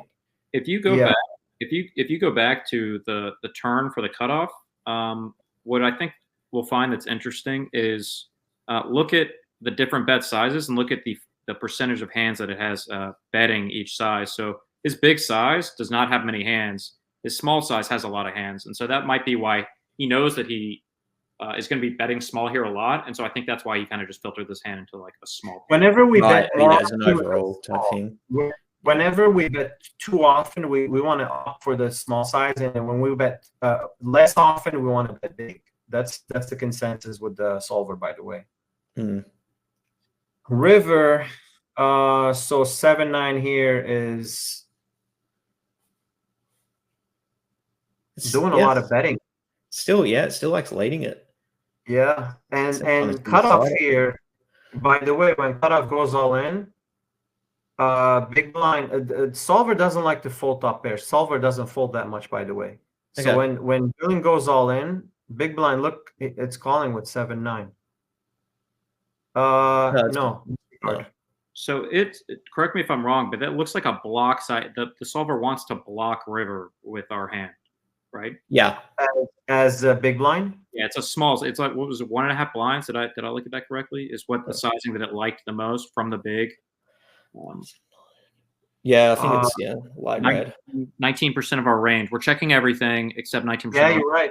You're right. It's blocking. Yeah, I love block bets. I was watching a hand with Patrick Antonius yesterday, And in the spot, I would pick a big size. He went for the block bet too, and it was it's almost like he knew what the villain had. Yeah, it's going for a block bet with our whole range.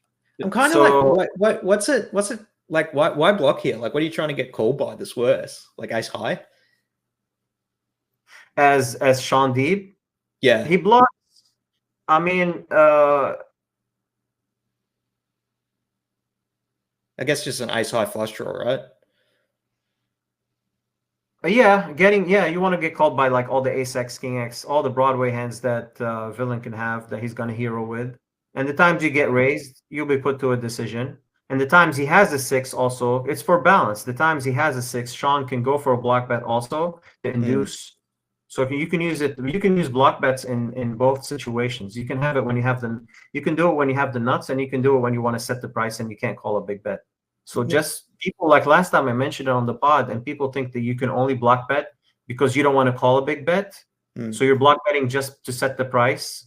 So you block bet small because you can't call a big bet.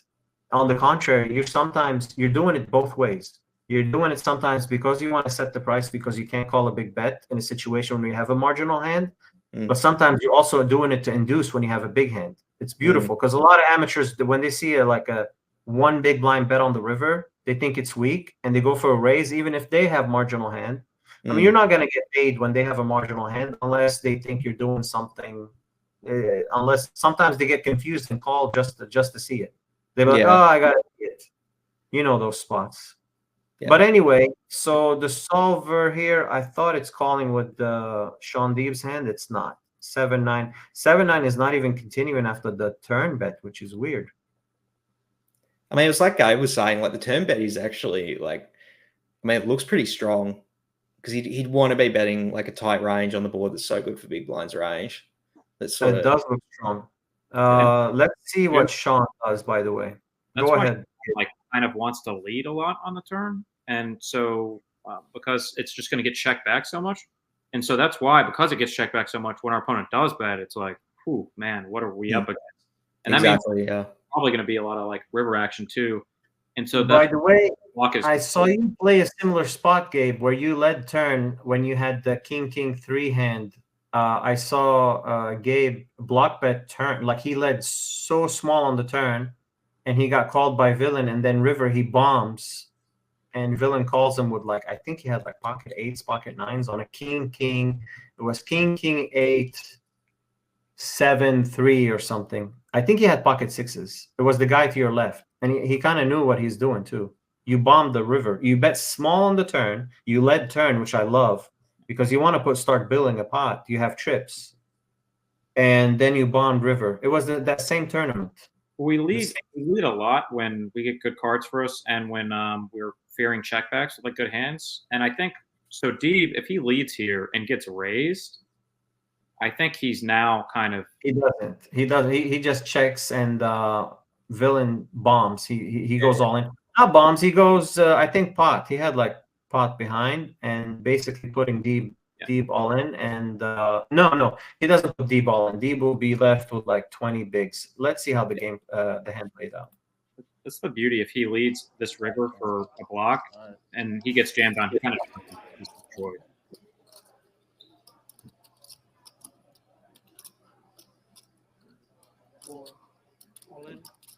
He looks for it all. I mean, I would fold if I was Deeb, to be honest. Oh my, putting Deeb to the test. 770? Yeah, 770. It's even more than we're showing. A 9 of clubs. 770,000. A near pot size shove. It's going bet, shove, post flop. Deeb's got a difficult decision to make. I think the 9 of clubs could be a saving type card for Deeb. Move that from the semi-bluffs that Feltham could possess. Would you call, guys? This is difficult, Jeff. I don't know if I like my 9 of clubs because we block brick. We block.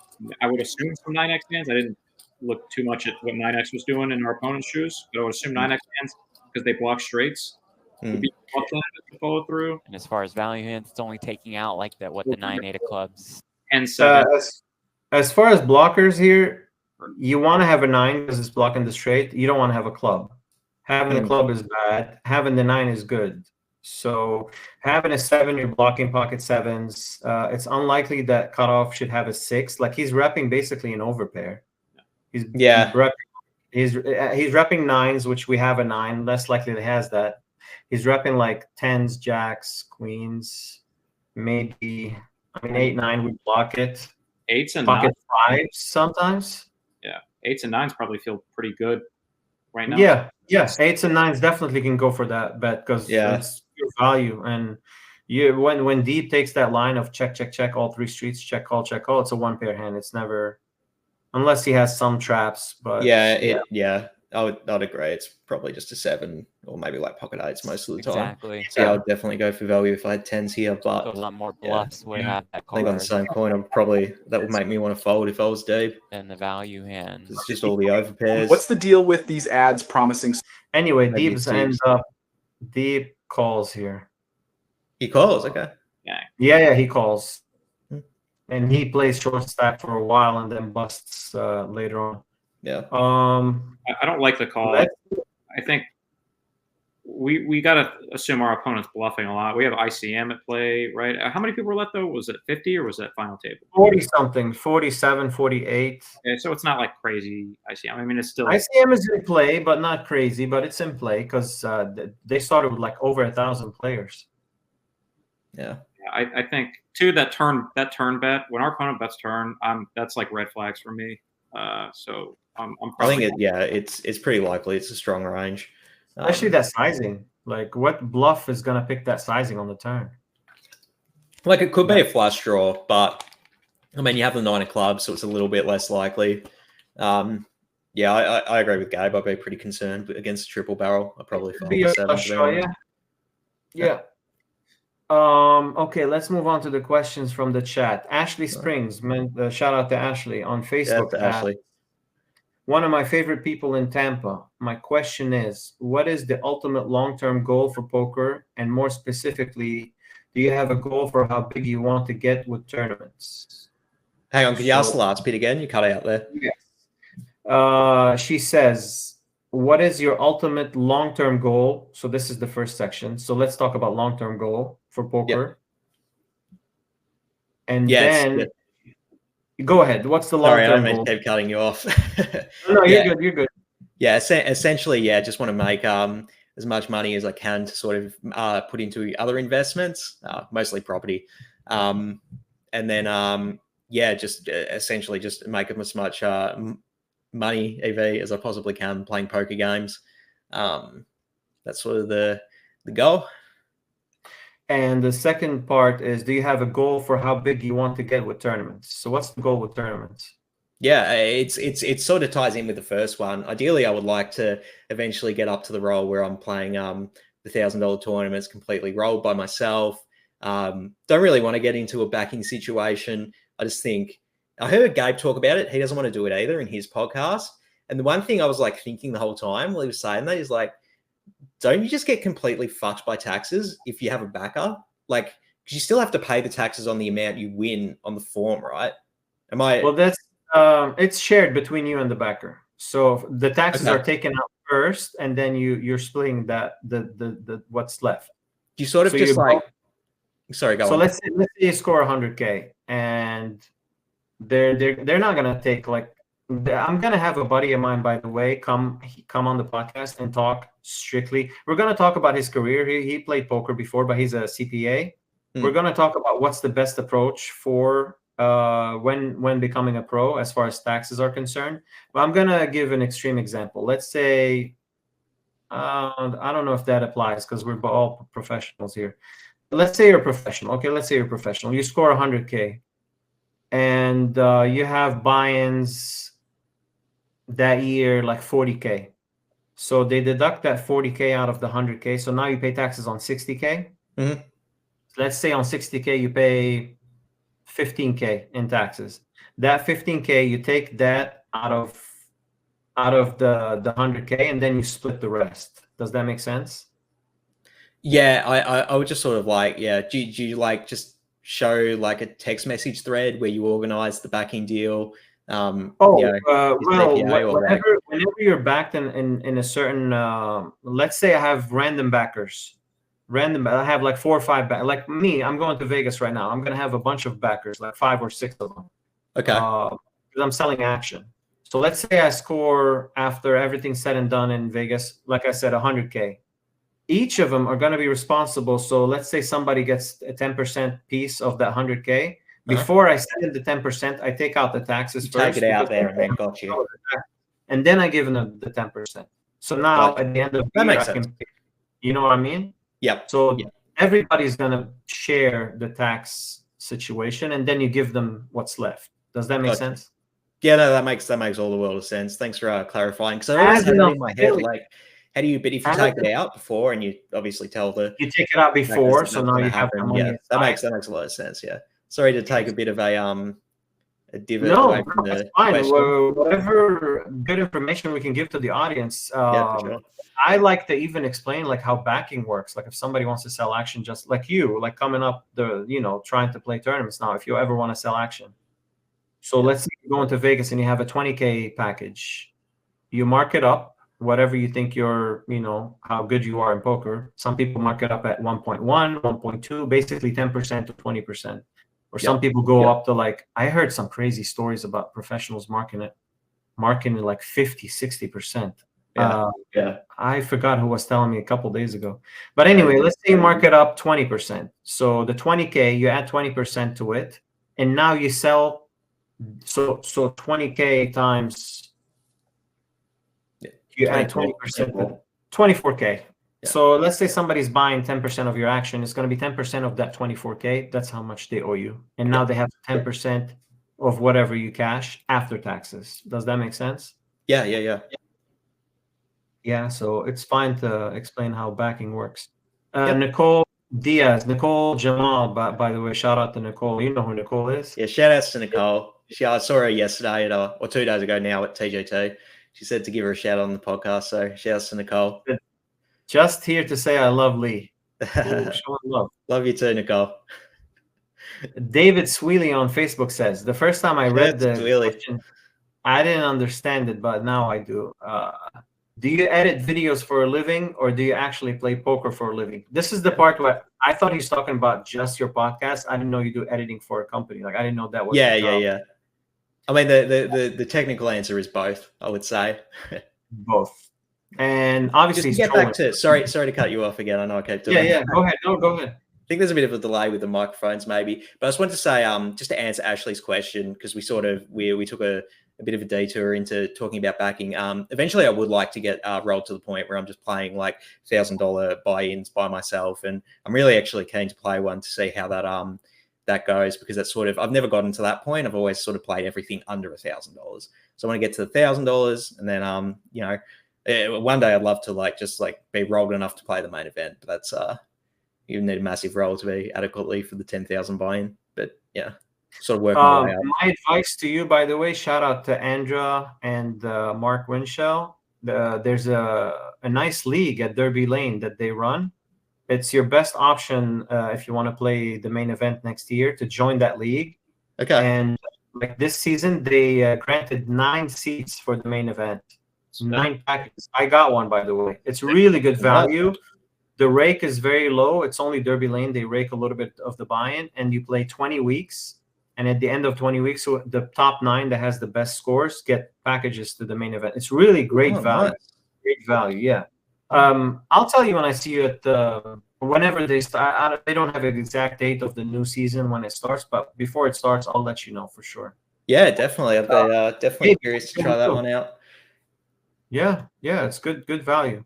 So David Sweeley said, tell everyone, he said, and tell everyone that because it's bad to admit to recreationals, you fleece them for a living.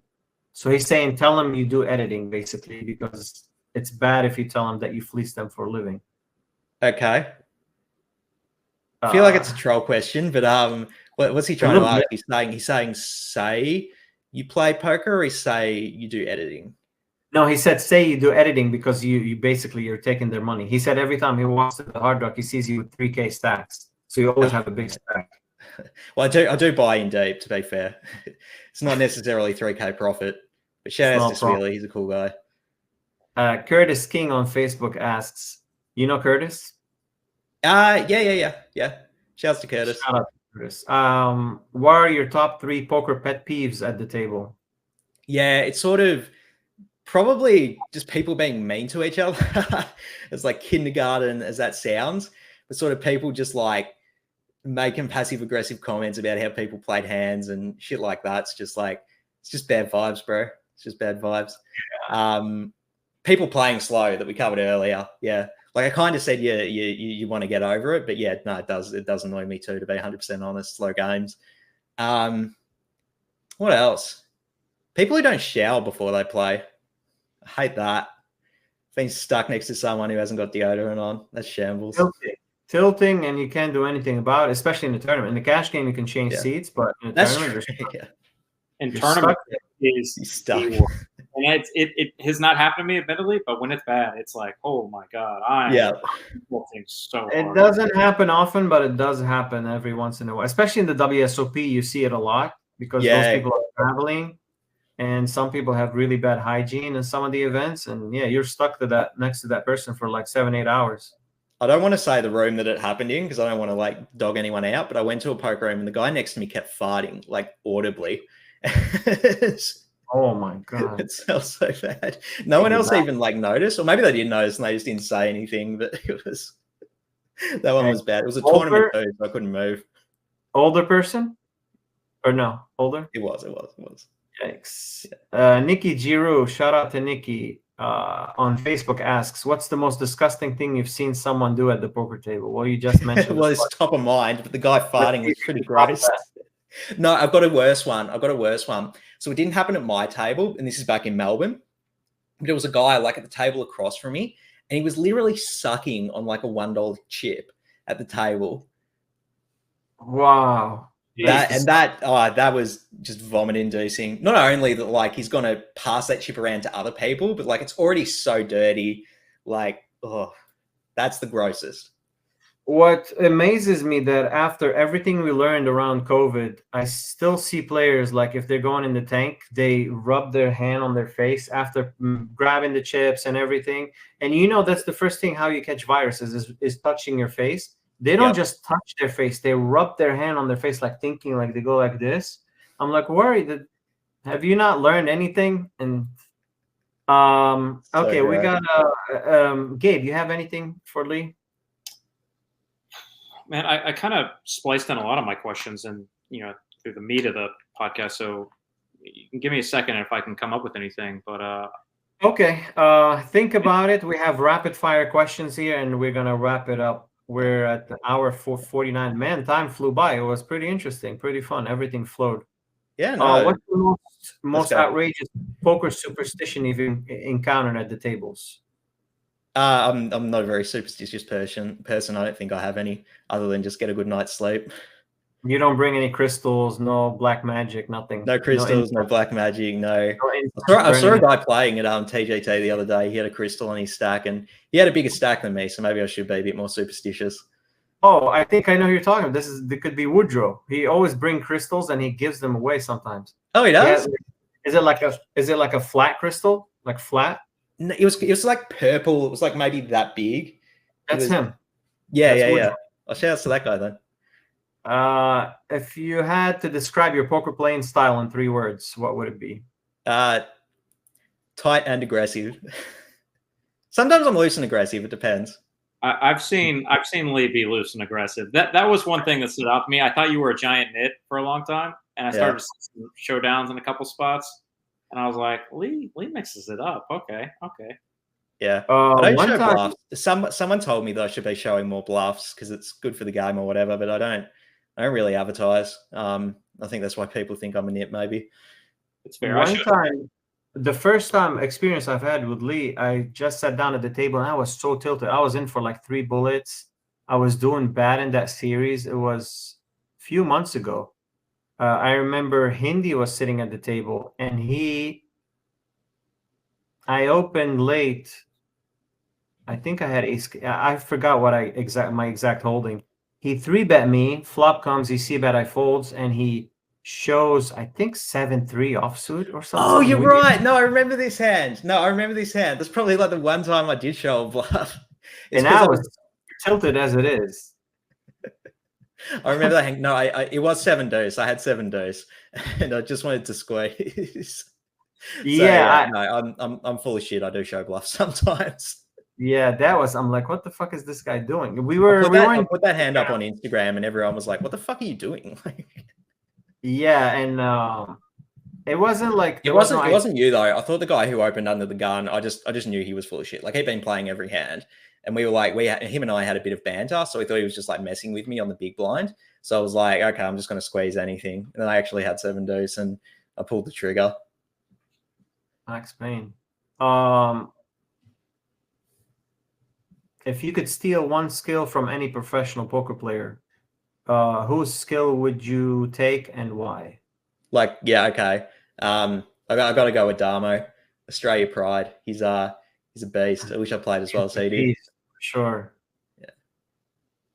He gets out of line a lot. Yeah. The craziest prop bet you've ever seen or been part of? Ooh. Craziest prop bet.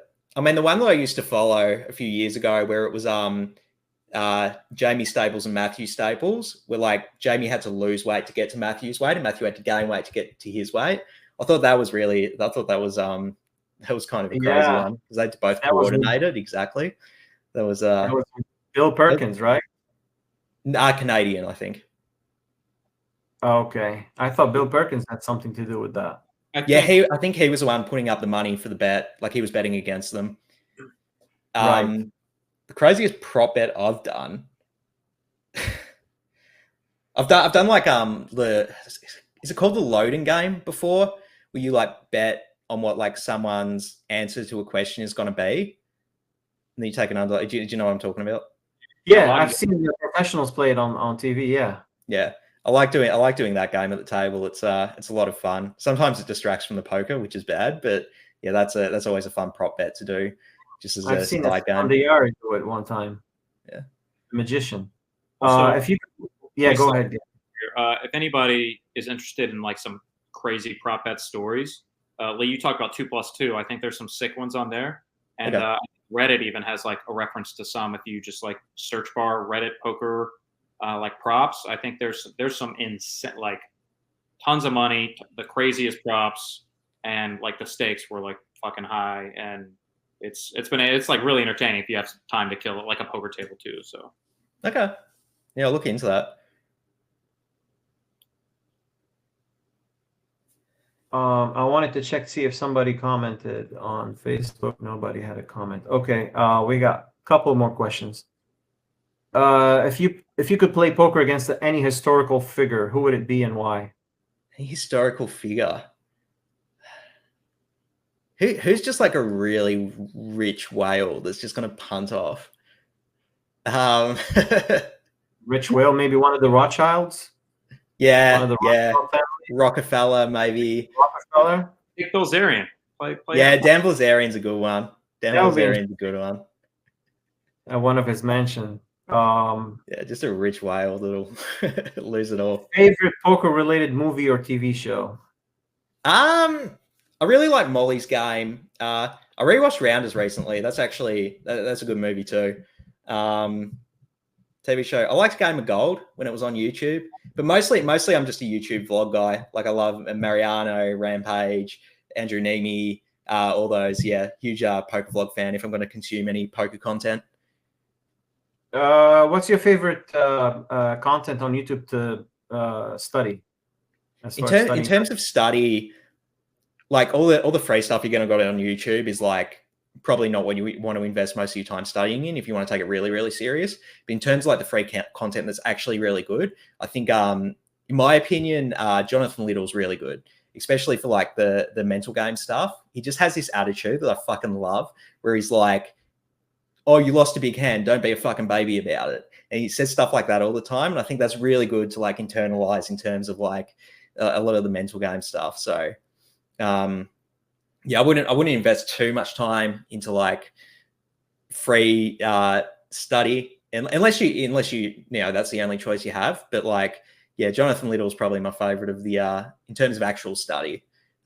Sort of Mariano, Rampage more for entertainment, but yeah, Jonathan Little. Yeah, none of these guys' vlogs, you can't learn anything from them. Nimi, Mariano, when they just talk hand histories and they don't give their input of why they've done a certain thing.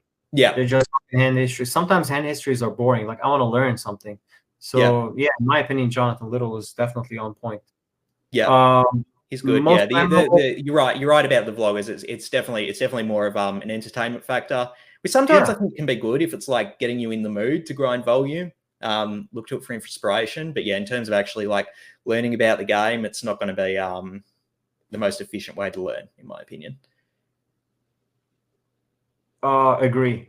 Most memorable bad beat story. Okay, so I don't know. The hand history itself is kind of boring, but I got pocket aces all in against pocket jacks. This was at like 4 a.m. on a Saturday at the Hard Rock. It was about a 6K pot because we'd been grinding all night, and then he binks a jack on the river. So it's probably in terms of like money, probably the worst bad beat story I have. Do you ever run it twice or no? What's your thoughts on running it twice? I used to just be like whatever the opponent wants to do, but now I'm just kind of like just run it once because it's like my biggest pet peeve when we both have ace king and we run it twice. It's like, oh yeah, we just wasted everyone's time. So yeah, now I'm just like, just do it once. Paid double Spare rake. everyone. What's that, Gabe? Paid double rake too. I mean, I think that's fuck that. Yeah, fuck that. The last question is the most important lesson poker has taught you outside of the game itself. Yeah, not to be results oriented, for sure.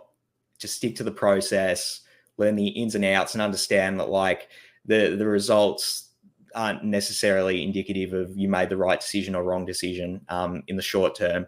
It's I think it's a very valuable life lesson that poker teaches you. It's kind of frustrating because no one outside of poker thinks this way. So it sort of like puts you at a distance, but I think it's a very valuable life lesson in pretty much every aspect of life, if I'm being honest. That's a great point. Yeah, civilians don't deal with that. It's all about the results. You have good results means you've done well. You have shitty results means you haven't put enough effort. But yeah, it doesn't work like that in poker. Yeah, this guy's rich and famous. He must know everything, and it's just like right. There's such a variance factor in terms of luck. It's not. Not that you can't learn things or that they didn't do things right, but it's like, yeah, it's so much luck involved. And I feel like once you get into playing poker, you really start to understand that.